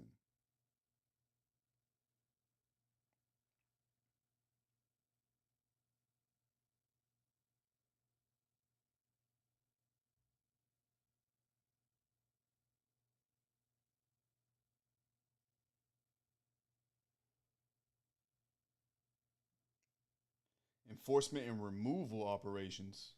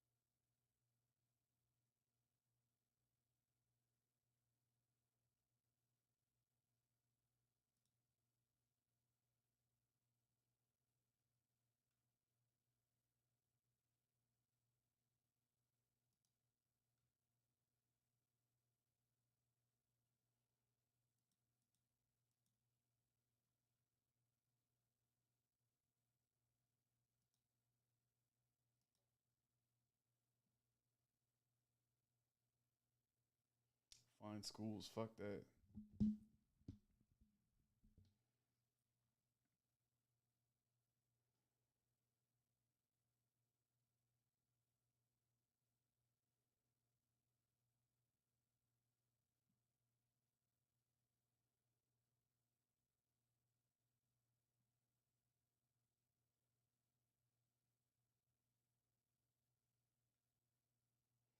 We as a population need to be way more well versed in what our departments are doing, what our federal departments and federal organizations are doing within society, bro.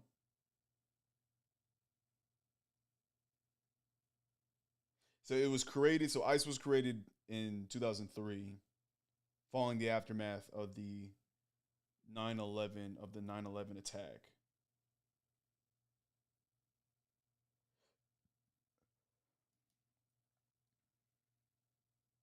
Passage immigration law.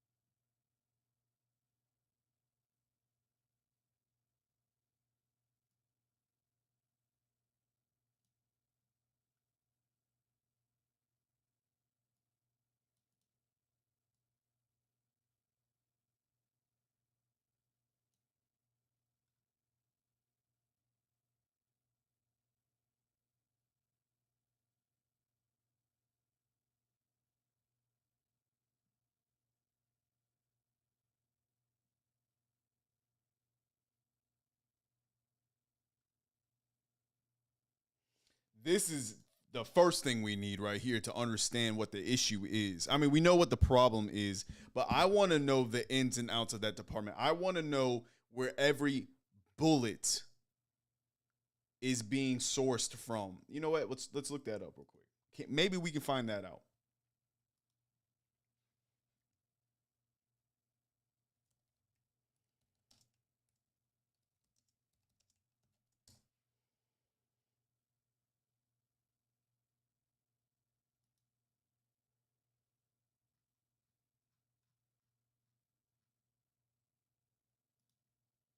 No, I want to know.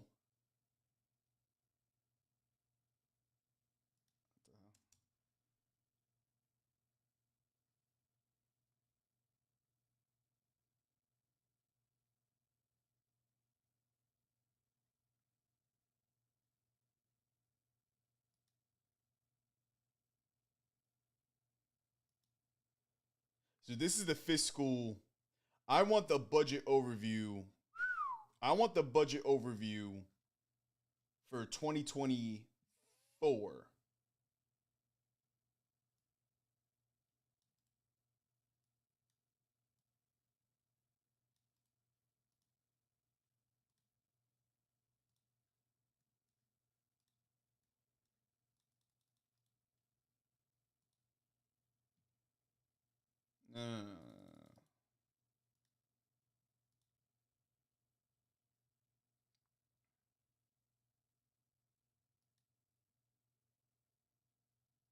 $2025.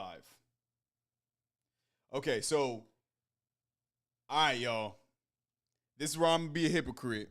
But this is what I said. I use AI specifically for research. I think it's a great tool for research. I don't think we should be asking it fucking knock jokes or, you know what I'm saying, or therapy questions. I heard my girlfriend told me that some people have been using AI to help them with therapy. I would recommend against that, y'all. Don't ask AI what to do if you're fucking depressed or some shit.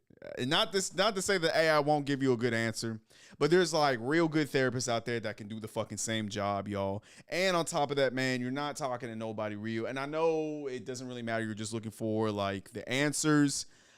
Man, you got to get that human connection when it comes to mental health, bro. Like, I guess you can ask AI for simple questions or advice, but bro, I'll be dead ass with you. I wouldn't. I think it's a little fucking weird. I don't think that is a good way to train our AI to know what our fucking mental health problems, which they already kind of do. But let's not give them more of a reason to know that we're fucking crazy, bro. But yeah, so basically this page or this document is 321 pages. I would normally, before AI, I would normally just go through and read this motherfucker, right? Which I still might. I probably still will, but it's easy to get I'm gonna download this. I'm gonna download this. This is ICE budget for fiscal year 2025. Right? And then go over to DeepSeek. Oops. Go to DeepSeek.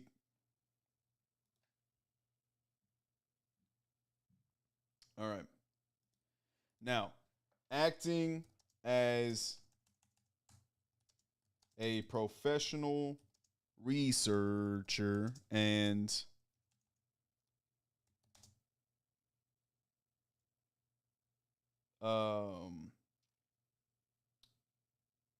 governmental oversight specialist.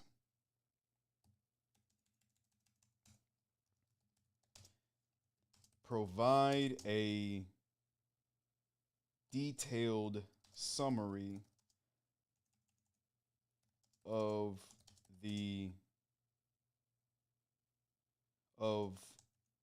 ICE's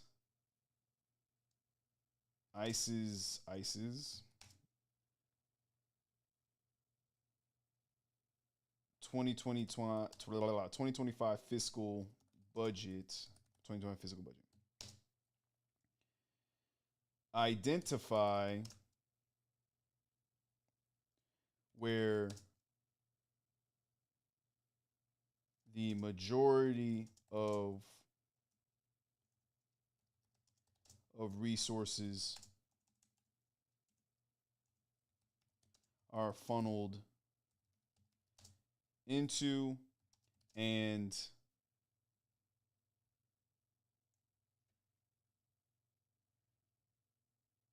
yeah. Next, I'll ask some more questions. This is just to get it thinking and shit. So boom, this is why I kind of like. I'm not gonna lie, especially now that you can extract shit directly from documents, which is kind of fucking tight. So we're gonna give it a second. It is parsing, is what it's saying. While it's doing that, I want to know who Geo Group is.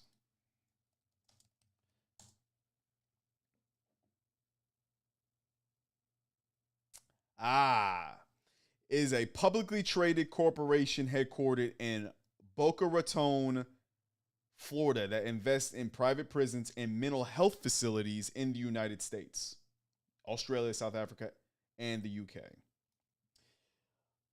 Let's see who works at Geo Group.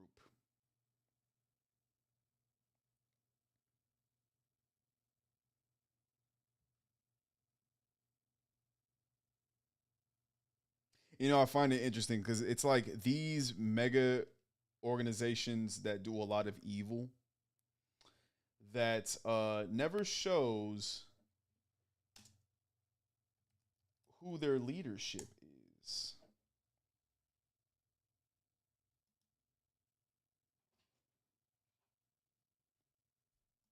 Ashley Neal is the vice president of operations for Geo Group. Brian Evans is SVP and CFO. Now, vice president of operations, George Zoli, is the founder and chairman. Let's check out who the fuck this brother is right here. He's Geo's executive chairman of the board. He serves as chairman since 2021. He said blah, blah, blah. He's the president of fucking blah, blah, blah. But who is he? Let's see.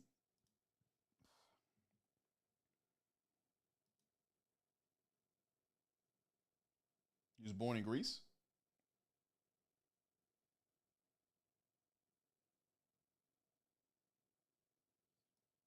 He established the Geo Group.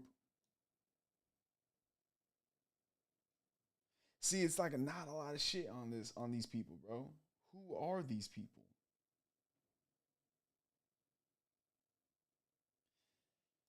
Meet George Zoli, America's highest paid corrections officer. These people are just out there, y'all. They're just out there, able to enjoy the things that we provide as a public. We provide all the things that he enjoys, he and his family enjoys, while he benefits and profits off of our misery. Just remember that.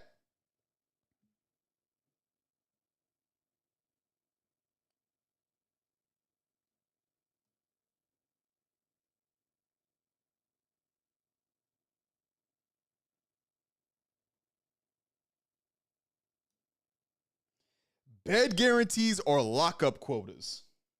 It's getting interesting.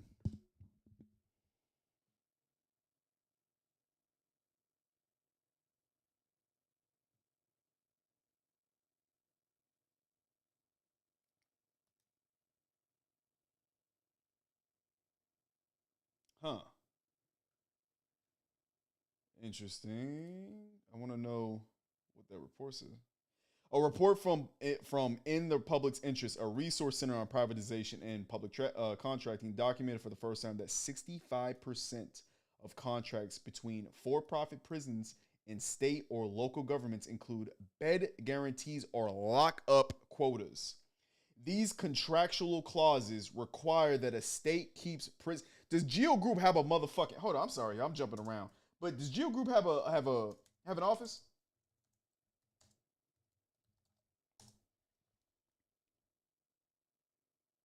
They got offices?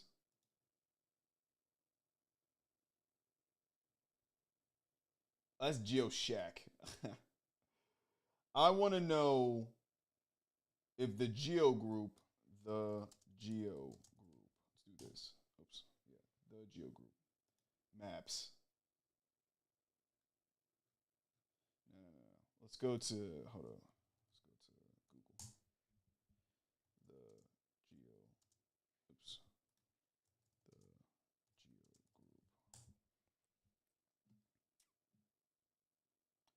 Its headquarters is in Boca Raton.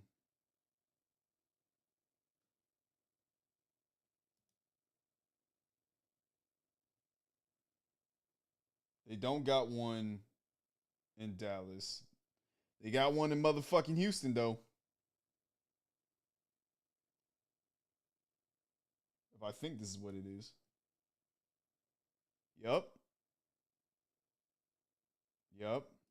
Same people. So there's one, and there's three of them there. One in there, one in there, of course, in Boca Raton. Yep, this is the headquarters. Got it. That's crazy, man. So let's check it out. Is it parsing? Still, damn. Okay, it got it. So now, let's check out what it says.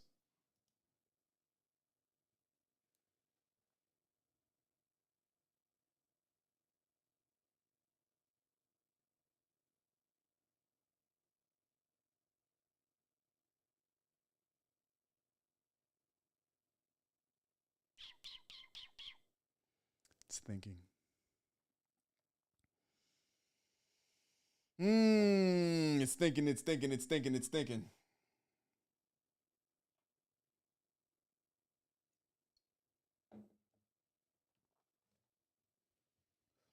Okay.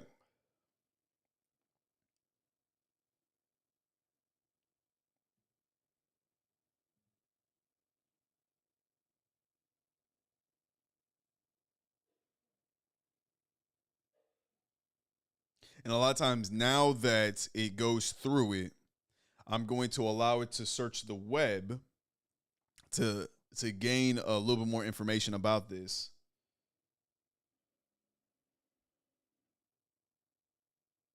%80 of discretionary funding direct to ERO, what we were just talking about, which is the actual program to removing people. So it's there. It supports that aspect of it. Let's check it out. So the U.S. Immigration Custom Enforcement ICE fiscal year 2025 totals $9.7 billion, representing a $556.8 million increase over the years, or over the 2024. The budget prioritizes immigration, yada, yada, yada.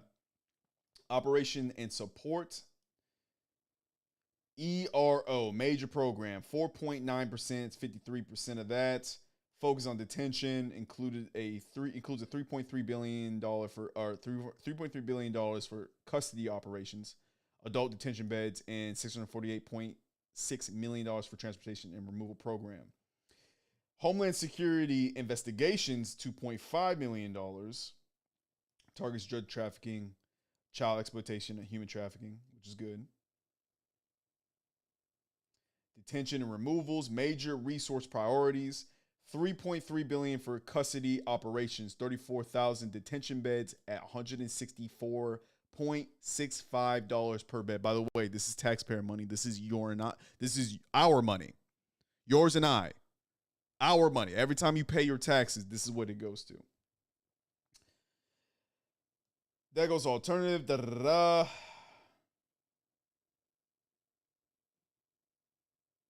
ERO targets 125,000 removals, up from 120 in 24. 95% compliance rate for detention facility standards. Which companies, organizations, and state departments does ICE collaborate with?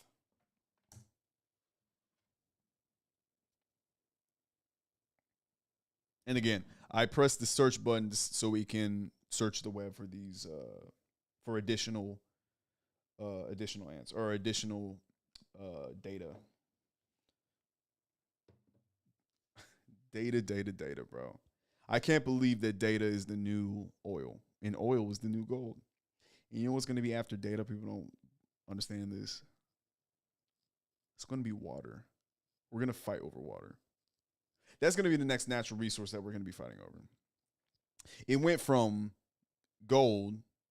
Well, obviously you can go back. Sugars and spices and everything nices, like all of that. Then, of course, gold. Then oil. Then rare earth minerals. And it's going to be water next. We're going to fight over water. There's countries already fighting over water. But as climate change becomes more and more prominent and more of a reality in people's lives, the more water is going to be critical for communities and neighborhoods.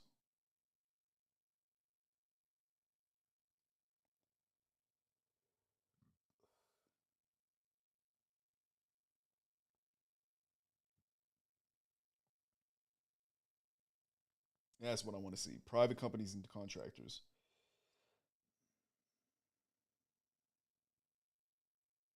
Oh.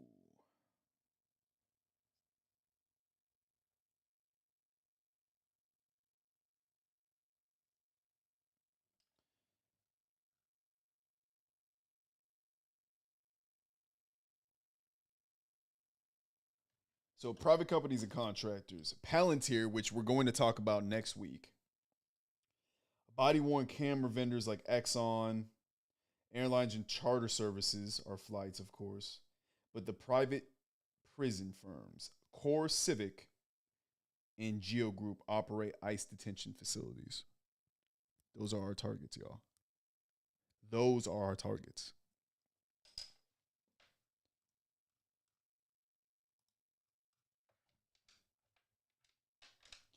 In your opinion, identify where. What are we trying to figure out, y'all? I'm trying, like, you know what I'm saying? Like, I'm trying to figure out. Okay, how about this? Who are the main vendors for weapons, vehicles, surveillance equipment,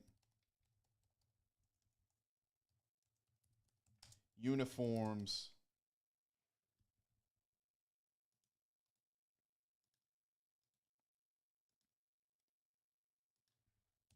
etc. for ICE?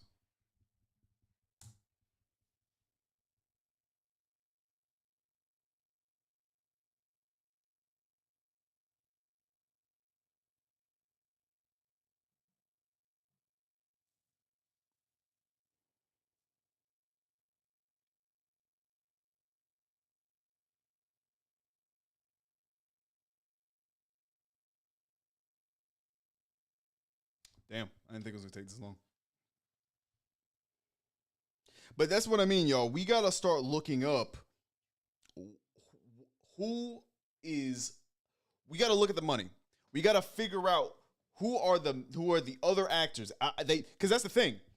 ICE wants you just to look at ICE. ICE. You know what I'm saying? But ICE is one piece of the fascist initiative that Donald Trump, the Republicans, and the Democrats in some cases are utilizing to brutalize us. Let's see.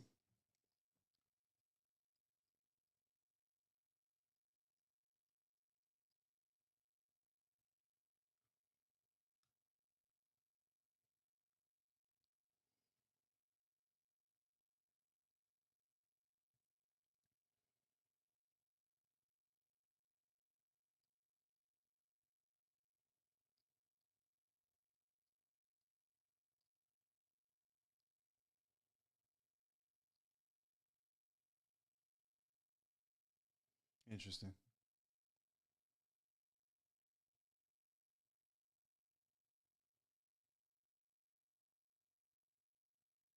Interesting.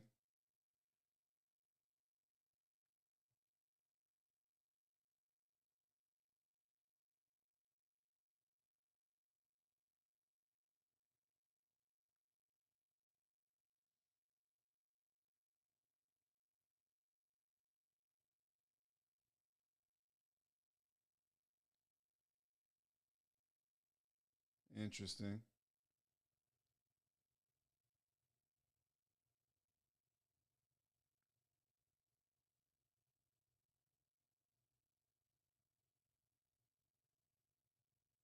Very interesting. Fucking Trinidad and Tobago. The fuck? I'm interested in, is there a itemized list of equipment, weapons and equipment equipment costs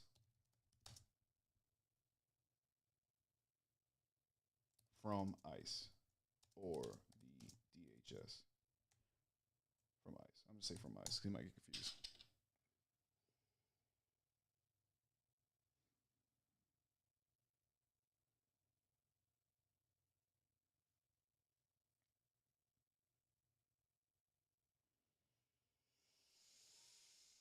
I don't know if it's going to be able to find it, to be honest with you.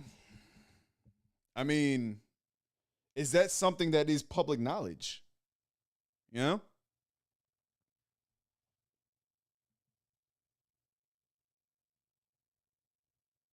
Huh. Oh, there it is.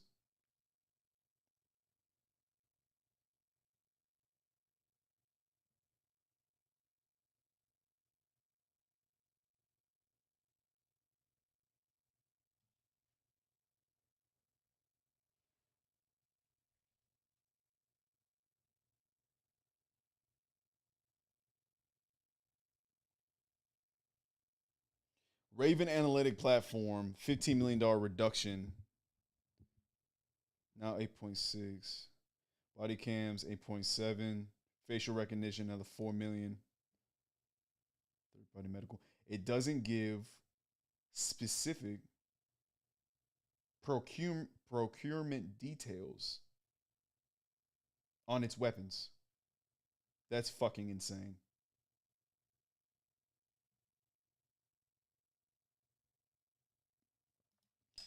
Where have you identified budgetary issues in, or where have you identified possible cases of corruption or resource mismanagement within ICE?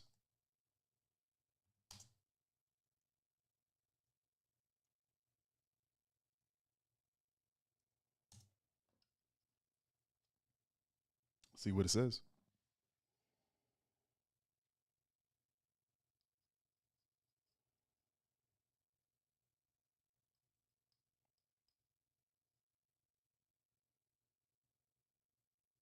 We've exceeded the length limit. Oh no.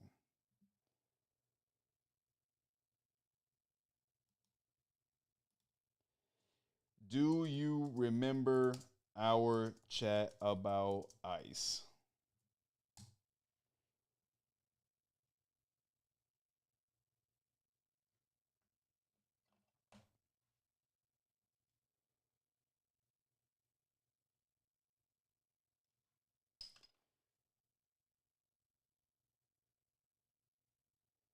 So it lied, motherfucker. All right, hold up, y'all.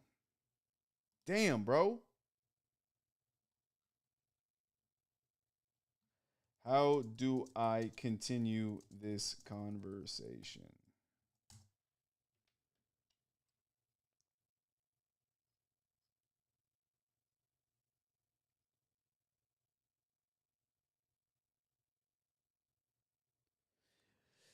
I do see issues with DC.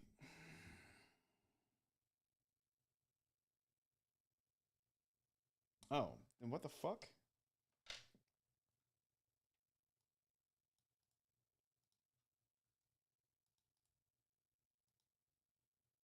Okay.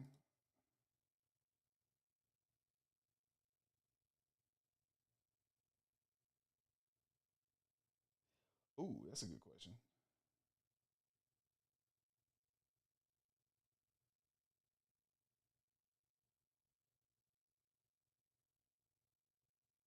That was a weird. I don't know why I did that. Maybe I got confused.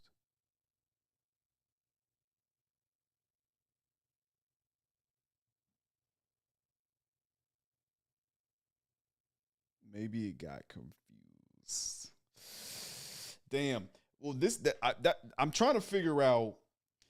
Here's the thing. We've identified, which I'm gonna make an actual separate video talking about this, bro, because we got to get our shit together. We got to get our shit together.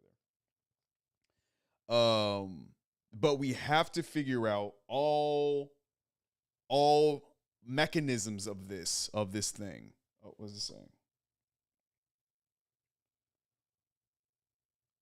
Oh shit. Let's see it though. Okay, yeah. I'm liking. I'm already liking. I know exactly what the fuck he's about to say.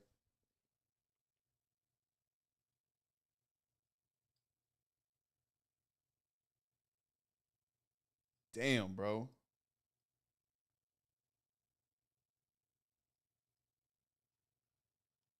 All right, so let's see what it says. Revolving door with private prison contractors. Geo Group hiring ICE officials. Big fuck. Which, that's what I'm saying. There is no oversight. That's a conflict of interest, is it not? Does that even fucking mean anything in government anymore? Conflict of interest. It used to be a big thing. Like, can't have a conflict of interest. Well, bro, like, what the fuck? But multiple high-ranking ICE officials, including Daniel Bible, former head of ICE detention operations, joined Geo Group, ICE's top contractor, shortly after leaving the agency. This raises concern about conflicts of interest and insider advantages in securing lucrative contracts. Geo Group projected a $400 million annual revenue boost from expanded detention under the Trump administration, highlighting financial incentives tied to aggressive enforcement policies. Critics argue this revolving door allows contractors to act as an extension of ICE while avoiding accountability for detainee abuses. Exploitation of detainee labor operates a $1 a day work program, slavery, at the Northwest ICE Processing Center, where detainees perform essential labor, e.g., for example, cleaning, food service, far below Washington's minimum wage. A court ruled this illegal, ordered Geo to pay $23.2 million in back wages and penalties. That ain't shit. They shit out $23.2 million fucking daily. Budget mismanagement, lack of transparency, of course, unreliable budget models. The GAO found ICE frequently relies on supplemental funding. $1.8 billion transferred from the DHS agencies, due to a poor budget projections. ICE failed to regularly review its budget models, leading to inefficiencies. Spend plans were often not updated as required, and Congress was not consistently informed of funding shortfalls. Questionable contracting practice. ICE's heavy reliance on private prisons like Geo Group and Core Civic has been criticized for cost overruns and lack of competitive bidding. Geo's Tacoma facility alone generated $57 million annually at full capacity. Holy shit. Neglect, of course. Facilities overseen by former ICE officials like Daniel Bible.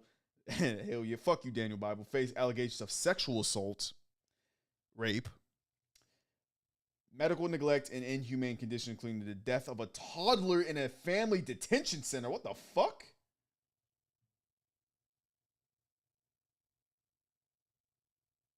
Is this dude black?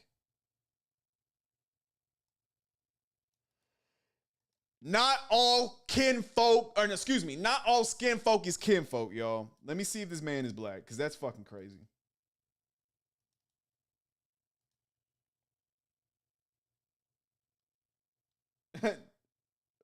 No. Where's Daniel Bible? Not Daniel. What the fuck? I'm going to do Daniel Bible ICE. There you go. He is black. That is fucking crazy.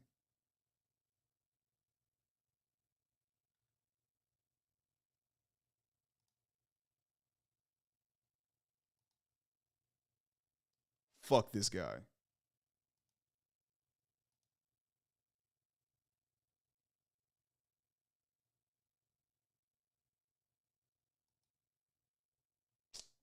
not trying to get no fucking. Fuck this guy. Anyways, holy shit, bro. Lack of oversight. Reports indicate ICE has silenced internal critics who raise concerns about detainee treatment or fiscal waste, though specifics have been redacted in available documents. Of course they have. There's a lot of bullshit happening in ICE, and we need to know as a public. But y'all, it's about 1 hour, man. I appreciate y'all watching. I'm gonna jump off early a little bit. It's been 2 hours.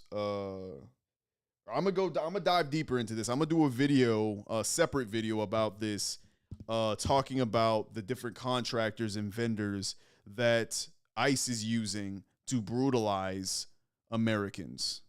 So yeah, man, I appreciate y'all watching. It's about 3 minutes to the hour until we're an hour into the stream.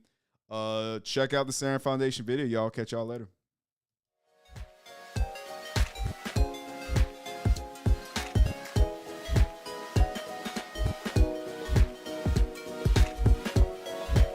To go and clean up the community. Make sure you come over here and get a vest. If you're coming to clean, get a vest, get a trash bag, and get some gloves.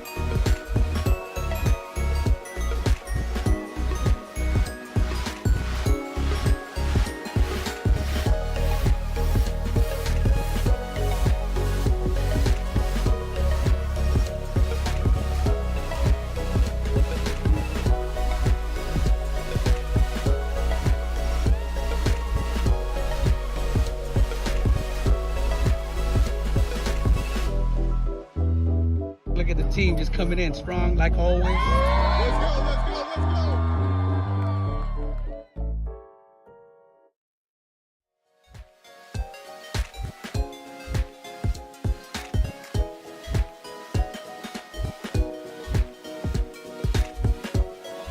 Has to go and clean up the community. Make sure you come over here and get a vest. If you're coming to clean, get a vest, get a trash bag, and get some gloves.